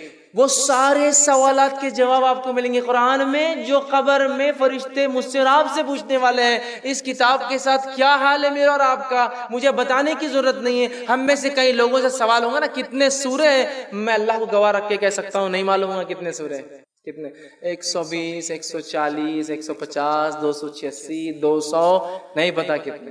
Guide book میں چیپٹرز کتنے ہوتے وہی بتا سکتا ہے جس نے اس گائیڈ بک کو کھنگال کھنگال کے پڑھ کے نچوڑ کر دن رات پڑھ کے اس کو کھس دیا، اور اس کو بولتے ہیں نا پی گیا اس کو، تب بولیں گا اتنے چیپٹر سے، یہ چیپٹر میں یہ فلاں وہ ہے۔ اللہ کی کتاب کے ساتھ کیا کچھ نہیں ہم نے کیا، اللہ رحم کرے، ایسی دشمنی لے رکھی ہم نے۔ آپ بولیں گے کہ آپ پاگل ہو گئے فیض بھائی، میں پاگل نہیں ہوں میرے بھائی، واقعی میں دشمنی لی، صرف نام لے کر چومنے سے اس کتاب کا حق ادا نہیں ہوتا۔ اس کتاب پر ایمان لانا ہے جیسا حق ہے، اس کی تلاوت کرنا ہے، اس کو سمجھنا ہے، اس پر عمل کرنا ہے، اس کو پہنچانا، یہ اس کے رائٹ سے، اس کے حقوق ہے جو مجھے اور آپ کو ادا کرنا۔ کیا میں دعوے کے ساتھ کہتا ہوں اللہ رحم کرے، موقع ابھی بھی ہے، دیر ابھی بھی نہیں ہوئی۔ کئی لوگ ہیں جو میری بات کو سن رہے ہیں، اللہ کی کتاب کو دیکھ کر پڑھ بھی نہیں سکتے، الف لام میم ذالک الکتاب لا ریب، دیکھ کر بھی نہیں، ناظرہ بھی نہیں آتا، کتنی بری بات ہے۔ کیا جواب دیں گے اللہ قیامت کے دن؟ جس کتاب کے اندر سوال کے جواب ہے اس کو پڑھ بھی نہیں سکتے۔ شرمائیے مت، دیر نہیں ہوئی ابھی، آج سے شروع کر دیجیے، آج سے شروع، دیر نہیں ہوئی ابھی۔ اللہ کی کتاب میں سارے جوابات۔ دوسرا آدمی کافر سے پوچھیں گے کیوں نہیں جواب دے پایا تو، اتنے آسان سوالات 3 کیوں نہیں دے پایا؟ بخاری کی روایت میں ہے، کافر کہیں گا، اور وہ کہیں گا ہاں لا ادری، میرے کو نہیں پتا تھا کیا ہے۔ فرشتے کہیں گے لا دریتا ولا تلیتا، نہ تو نے جانا نہ تو نے پڑھا، اور وہ گز والا تو بیچ میں سے کھوپڑی پہ دے ہی رہا ہے، اللہ رحم کرے۔ ایک دوسرا فرشتہ لا کر پیچھے سر پہ کھڑے کریں گے جس نے قرآن نہیں پڑھا، اور کہا جائیں گا دو اس کے پاس موٹے موٹے ہتھوڑے ہوں گے، ہتھوڑے گھن جس کو کہتے ہیں عام زبان میں، اور وہ اندھا بھی ہوں گا، بہرا بھی ہوں گا، وہ اٹھائیں گا دونوں گھن، اور آپ سے فرماتے دونوں کن پٹیوں میں ماریں گا اس کے ایک ساتھ، بینگ کریں گا ایک ساتھ، سر پہ تو ہے ہی، ماریں گا، اور کہیں گا لا درائیتا ولا تلیتا، پڑھا بھی نہیں، دیکھا بھی نہیں، جانا بھی نہیں اللہ کی۔ کیا پتا چل رہا ہے اس روایت سے؟ چوتھے سوال سے سنیے، قرآن مجید وہ کتاب ہے جو منکر اور نکیر کے سوالات کے جواب دلوا سکتی ہے، وہاں موجود ہے کوشچنز اینڈ آنسر۔ اٹھا لیجیے اس کتاب کو، اس کا تقدس بالکل ہے، لیکن تقدس صرف میں نے کہا نا چومنے اور رکھنے میں نہیں ہے، زندگیوں میں عمل میں لا لیجیے اس کو۔ دوسرا، جو قرآن پر ایمان لائے اور پڑھا وہی شخص تینوں سوال کے جواب دے پائے گا۔ تیسری بات پتہ چلی حدیث سے، کافر اور منافق پر سب سے پہلا فرد جرم، انڈیویجول کرائم جو اسٹیبلش ہوگا، ثابت ہوگا، جس کے سزا ملیں گی، وہ ہے قرآن کا نہ پڑھنا۔ ابھی تو آخرت باقی ہے، ستاروں سے آگے جہاں اور بھی ہے، یاد رکھیے ابھی تو باقی آخرت، یہ تو صرف شروعات ہے۔ فرد جرم، پہلا انڈیویجول کرائم جو اس پر ثابت ہوگا وہ ہے قرآن کو کیوں نہیں پڑھا تھا۔ اسی طرح چوتھی بات پتہ چلتی ہے اس بات سے، اس حدیث سے، قرآن کو نہ پڑھنا اور نہ سمجھنے کی وجہ سے ہاتھوڑے کہاں مارے جائیں گے؟ کن پٹی پہ لفظ قرآن، اللہ حفاظت کرے، کن پٹی۔ علماء لکھتے ہیں کن پٹی پر اس لیے پڑھیں گے، دماغ مرکز ہے نا انڈرسٹینڈنگ کا، نعمت ہے نا۔ پاگل انسان کو دیکھو آپ، اس کو یہ نعمت نہیں ملتی ہے، باقی سارا جسم پورا ہے، یہ نعمت غائب ہو جائے تو پاگل کو کہلاتا ہے نا۔ اس کا تو نے صحیح استعمال نہیں کیا دین کے لیے۔ بہت سے لوگ بولتے ہیں ارے میں تو پڑھا لکھا نہیں، میں تو میکینک ہے۔ ارے واہ، تو کمپلیکیٹڈ گاڑیوں کے انجن بناتا ہے، تجھے اللہ کی کتاب نہیں سمجھ میں جو سارے انسانیت کے لیے آئی۔ دنیا کے کمپلیکیٹڈ میکینیکل چیزوں کو تم سمجھتے ہو، تم لوگ اینڈرائڈز اور آنے والے ہر نئے آپریٹنگ سسٹم کو 2 دن میں سیکھتے ہو، لیکن تمہیں اللہ کی کتاب کا بولو تو نہیں بھیا، بہت بڑی کتاب ہے، اپنے سمجھ میں نہیں آئیں گی۔ سبحان اللہ، اگر یہ نہیں سمجھ میں آئیں گی تو پھر کیا سمجھ میں آئیں گا؟ اور اللہ تعالیٰ نے کیا بھیجا ہدایت کے لیے؟ تم ہی لا کے بتاؤ لا کے۔ نہیں قرآن بہت بڑی کتاب ہے، ہم نہیں سمجھ سکتے۔ تو سوال ہی پھر ہم نہیں سمجھ سکتے تو کس کے لیے ہے یہ؟ میں بالکل یہ کہہ رہا ہوں کہ ہمیں چونکہ عربی نہیں آتی اور ہم کوئی دین کا بہت علم رکھتے ہیں تو ظاہر سی بات ہے ہم اپنی تفسیر اور ترجمہ تو نہیں کریں گے، لیکن علماء کے کرے ہوئے تفسیر ترجمے کو تو پڑھو، اس میں بھی تم بولو گے نہیں سمجھتا ہے کیا؟ وہ بھی نہیں پڑھنے دیا جاتا ہے۔ کیوں؟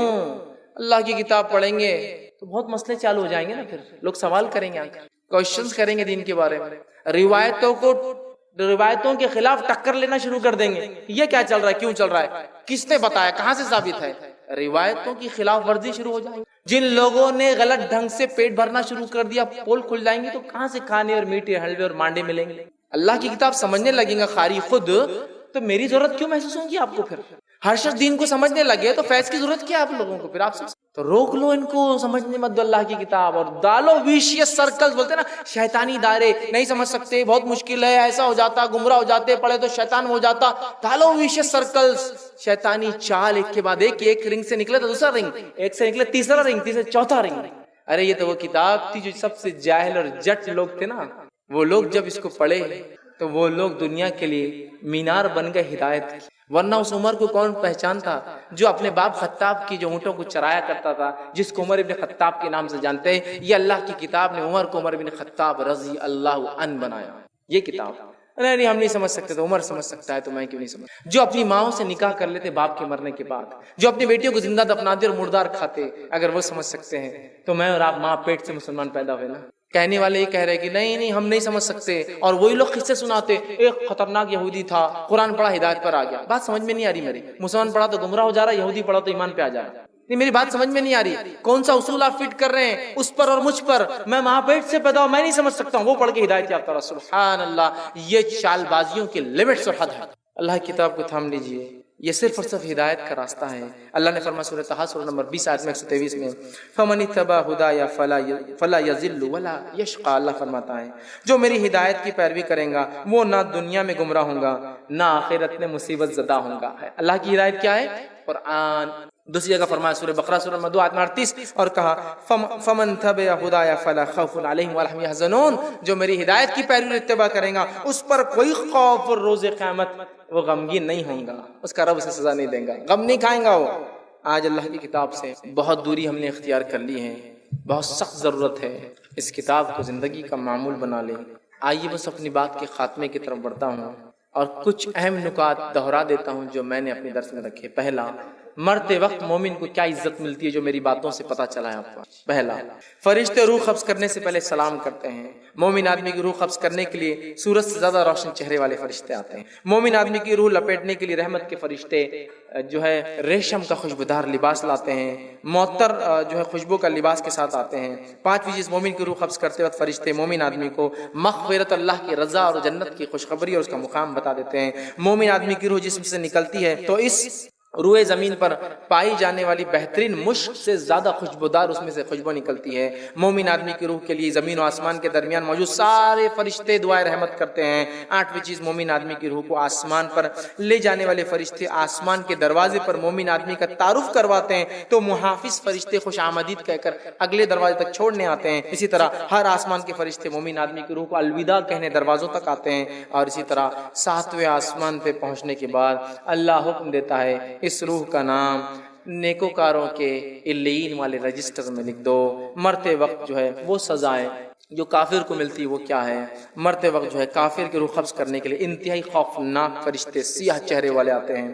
کافر کی روح قبض کرنے والے فرشتے اپنے ساتھ جو ہے ٹاٹ کا بدبودار سڑا ہوا کفن لاتے ہیں۔ روح قبض کرنے سے پہلے فرشتے اس کافر کو یہ کہہ دیتے ہیں اور اس کو مارتے تھپڑ اور پیٹنا شروع کرتے ہیں اور کہتے ہیں ناپاک مغضوب گندی روح باہر نکل۔ اسی طرح کافر کی روح قبض کرتے وقت فرشتے اس کے چہرے اور پیٹھ پر تھپڑ مارتے ہیں۔ اسی طرح پانچویں چیز، کافر کی روح قبض کرتے وقت فرشتے کافر کو آنکھ کے عذاب کا مزہ چکھنے کی خوشخبری دے دیتے ہیں۔ اسی طرح چھٹی بات، مرتے وقت کافر کی روح سے روئے زمین پر پائے جانے والی بدترین اور مراد سب سے غلیظ بدبو آتی ہے۔ کافر کہ روح کی بدبو محسوس کر کر آسمان اور زمین کے درمیان موجود تمام فرشتے اس پر لعنت بھیجتے ہیں۔ کافر کی روح قبض کرنے کے بعد فرشتے اسے آسمان اول پر لے جانے کے بعد اس کا تعارف سنتے کہتے زمین پر پھینک دو، اور اسے اوپر سے پٹک دیا جاتا زمین کے اوپر۔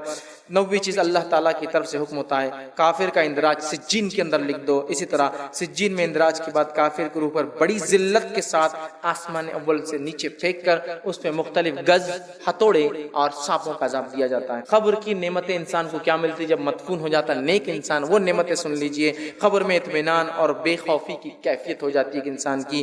اسی طرح جو ہے جہنم سے جو ہے بچنے کی خوشخبری دے دی جاتی ہے۔ اسی طرح جنت کی بشارت اور جنت میں اپنی نعمتوں بھری آرام گاہ اس سے دکھا دی جاتی ہے۔ جنت کی نعمتوں سے مستفید ہونے کے لیے جنت کی طرف ایک دروازہ اس کو کھول دیا جاتا تاکہ وہ دیکھتے رہے۔ 70 ہاتھ یا جتنی جہاں تک نگاہ جاتی ہے اس کی خبر ایکسپانڈ اور بڑی کر دی جاتی ہے۔ خبر میں جو 14ویں کے چاند کی ایسی روشنی کر دی جاتی ہے اور جو ہے سبز جو اس کا باغ اس کا منظر دکھایا جاتا ہے۔ خبر کی تنہائی دور کرنے کے لیے نیک اعمال خوبصورت انسان کی شکل میں اس کے پاس آتا ہے۔ اسی طرح جو ہے خبر کی انتہائی اس کے بعد جو ہے قیامت کے روز جو ہے ایمان پر اٹھنے کی بشارت دی جاتی ہے اور سکون اور آرام کی نیند تک قیامت تک سلا دیا جاتا ہے۔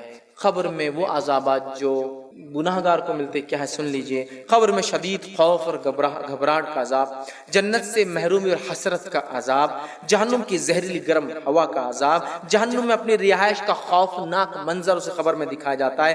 آنکھ کے بستر پہ سلایا جاتا ہے، آنکھ کا لباس پہنا جاتا ہے، فرشتے شکنجے اور بیڑیوں میں سے باندھ دیتے ہیں۔ خبر کے شکنجے بیڑیوں کے بعد لوہے کے گزوں سے سر پہ مارے جانے والا عذاب، سانپوں اور بچھوؤں کا ڈسنے والا عذاب، اسی طرح برے اعمال کی انتہائی بد شکل صورت میں آنے کا عذاب، اور اسی طرح جو ہے اسے دیگر اور عذاب دیے جاتے ہیں۔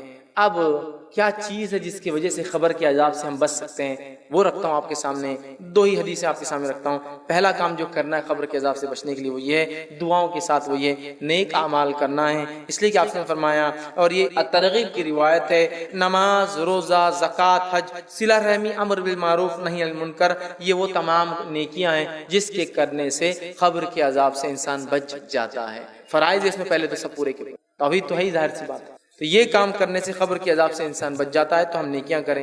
دوسرا، فتنے خبر سے محفوظ رکھنے والے اعمال کیا ہے وہ بھی سن لیجیے۔ کن اعمال سے انسان فتنے خبر سے محفوظ رہے گا؟ پہلا، اسلامی لشکر کی حفاظت کرتے ہوئے جو انتقال کر جائے یا جو فوت ہو جائے، خبر کے عذاب سے اللہ اس کو محفوظ کر دیتا ہے۔ ایکسیپشنل حساب کتاب ہوں گا لیکن خبر میں کچھ نہیں۔ دوسرا، وہ شخص جو عذاب خبر سے محفوظ ہو جاتا ہے، جمعہ کے دن اور جمعہ کی رات مرنے والا عذاب خبر سے محفوظ ہو جاتا ہے، لیکن یہ ساری باتیں ایمان والوں کے لیے، کافروں کے لیے نہیں، ٹھیک؟ تو عذاب خبر سے محفوظ ہو جاتا ہے۔ تیسرا، سورہ ملک کو باقاعدگی سے جو روز رات میں سونے سے پہلے تلاوت کرتا ہے، خبر کے عذاب سے محفوظ، یہ روایت جو ہے حاکم کی ہے۔ اسی طرح شہید فتنے خبر سے ایکسپشنل ہے، بخش دیا جاتا ہے، بچا لیا جاتا ہے، یہ نسائی کی روایت ہے۔ اسی طرح پیٹ کی تکلیف سے مرنے والا انسان عذاب خبر سے بچا لیا جاتا ہے۔ اب کچھ اعمال یا کچھ باتیں جو اچھی موت کی علامت ہے وہ رکھ کے بات ختم کر رہا ہوں۔ پہلا، نیک عمل کرتے ہوئے مرنا اچھی موت کی علامت ہے۔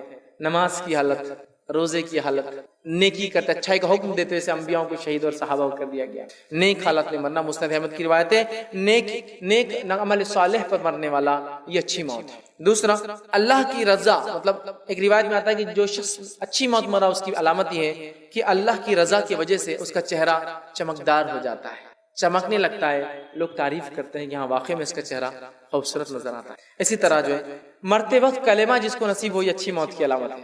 ابو داؤد کی روایت ہے، اللہ تعالیٰ ہم سب کو کلمہ نصیب، تو مرتے وقت کلمہ پڑھتے ہوئے جو مرا اچھی موت کی علامت ہے۔ نسائی کی روایت ہے، مرتے وقت جس کے پیشانی سے پسینہ ٹپکے یہ اچھی موت کی علامت۔ نبی اکرم صلی اللہ علیہ وسلم کی وفات ہوئی، آپ کی پیشانی مبارک سے پسینہ ٹپک، تو مرتے وقت پسینے کا جانا اچھی موت کی علامت۔ جامع ترمذی کی روایت ہے، جمعہ کے دن یا رات مرنا اچھی موت کی علامت ہے، چونکہ عذاب خبر سے بچ جاتا ہے نا، تو اچھی موت کی علامت ہے۔ اسی طرح جو ہے سورہ آل عمران سورہ نمبر 3 اس کی آیت نمبر 169 میں اللہ فرماتا ہے، اللہ کی راہ میں شہید ہونے والا عذاب خبر سے بچ جاتا ہے۔ اور شہید کے اندر وہ لوگ بھی شمار ہے جو فی سبیل اللہ نہیں مارے جاتے، جنگ میں نہیں مارے جاتے، اس کے علاوہ بھی پیٹ کی درد سے مرنے والا اچھی موت کی علامت ہے، چونکہ عذاب خبر سے بچ گیا۔ عذاب خبر سے بچ گیا مطلب دیگر تمام مرحلے اس کے لیے آسان ہوگا انشاءاللہ، ٹھیک۔ اسی طرح دب کے مرنے والا یہ بھی شہید ہے، یہ بھی بچ جاتا ہے۔ اسی طرح جو ہے کثرت خون نکلنے کی وجہ سے منہ سے بار بار، کچھ لوگ لکھتے ٹی بی سے مراد ہو سکتی، واللہ عالم، کثرت سے خون جس کی وجہ سے موت آ جائے منہ سے نکلنے سے، یہ بھی اچھی موت کی علامت ہے، چونکہ اس آدمی کو بھی جو عذاب قبر سے بچا لیا جاتا ہے۔ اسی طرح ڈوب کے مرنے والا، خودکشی نہیں، ڈوب گیا پانی میں، ڈوب کے مرنے والا شہید ہے، اور یہ بھی اچھی موت کی علامت ہے۔ کوئی انسان جو آگ میں جل گیا، خودکشی نہیں کیا، جل گیا، جلا دیا گیا، تو یہ بھی یاد رکھیے، چونکہ وہ بھی شہید میں شامل ہے، یہ بھی اچھی موت کی علامت ہے۔ بہرحال سورہ النساء کی روایت ہے، پیٹ کی بیماری سے مرنے والا، یہ بھی جو عذاب قبر سے بچا لیا تھا، عذاب قبر سے بچ گیا مطلب اچھی موت کی علامت ہے، پیٹ کی تکلیف سے مر گیا۔ اسی طرح ابو داؤد کی روایت ہے، نفاس یا حمل کی تکلیف سے عورت کا انتقال ہو جائے پیدائش کے وقت یا پیدائش کے فوراً بعد، یہ بھی اچھی موت کی علامت ہے، چونکہ اس سے بھی عذاب قبر اٹھا لیا جاتا ہے، ٹھیک ہے۔ اسی طرح جو ہے الترغیب کی روایت ہے کہ جلنے یا جو ہے خون کا منہ سے کثرت کے نکلنے سے جو مر جائے، یہ بھی اچھی موت کی علامت ہے، چونکہ اس کو عذاب قبر سے ایکسیپشنل کر دیا جاتا ہے۔ جامع ترمذی کی روایت ہے، دین کے لیے، مال کے لیے، عزت کے لیے لڑتے ہوئے شہید ہو جانے والا، یہ بھی اچھی موت کی علامت ہے، چونکہ اس کو بھی عذاب قبر معاف کر دیا جاتا ہے۔ بخاری کی روایت ہے، تعفن میں، تعفن وبا، ایک ڈیزیز جس میں لوگ بہت کثرت سے مرتے ہیں، اس میں مرنے والا بھی شہید کہلاتا ہے، اور عذاب قبر سے ایکسیپشنل کر دیا جاتا ہے، اچھی موت کی علامت ہے۔ تو بہت ساری علامتیں تھیں جو اچھی موت کی ہیں، ہمیں چاہیے موت کو یاد کرتے رہے، کثرت سے یاد کرے، اور یاد کرنے کے ساتھ ساتھ وہ اعمال کرے جو اعمال ضروری ہے تاکہ انسان مرے تو اللہ رب العزت کے پاس وہ باعزت شخص ہو، اور ہمارا رب پھر ہمیں جو ہے ہمارے اعمال اور اپنے فضل کی وجہ سے جنت میں داخلہ دے۔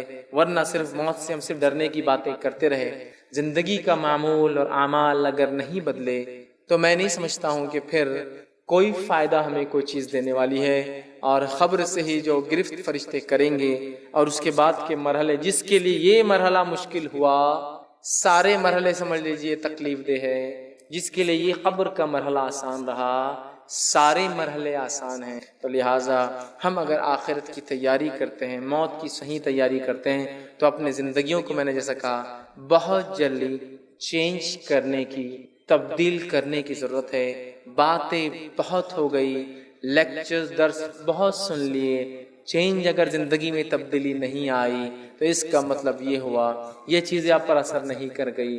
زندگی کو جس نے بدل لیا، اعمال سے پتہ چلتا ہے کہ واقع میں اس کی زندگی تبدیل ہو گئی۔ اور یاد رکھیے، اللہ سے اعمال چاہے جتنے بھی ہو، ہمیشہ بری موت سے پناہ مانگنا چاہیے، جنت کی طلب، اس لیے کہ ہم نہیں جانتے کون جنت میں جائیں گا اور کون جہنم میں، کس پر اللہ فضل کر دے اور کس سے اپنے رحمت اور فضل کو ہٹا دے۔ تو تکبر کبھی نہیں آنا چاہیے کہ میں نے تو اتنی نیکیاں کر لی اب تو جنت ہی ہے، نہیں، ہمیشہ جنت طلب کرتے رہنی چاہیے اپنے رب سے۔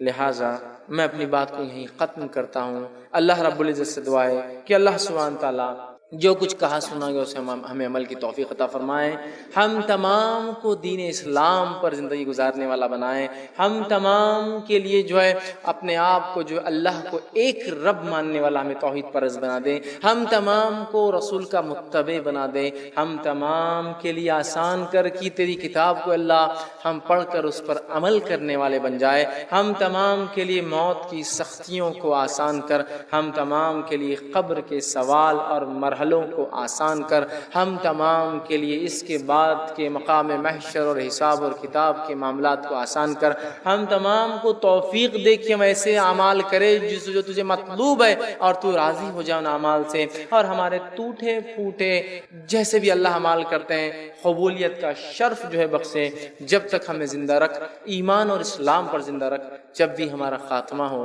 ایمان پر ہمارا خاتمہ ہو۔ وآخر دعوانا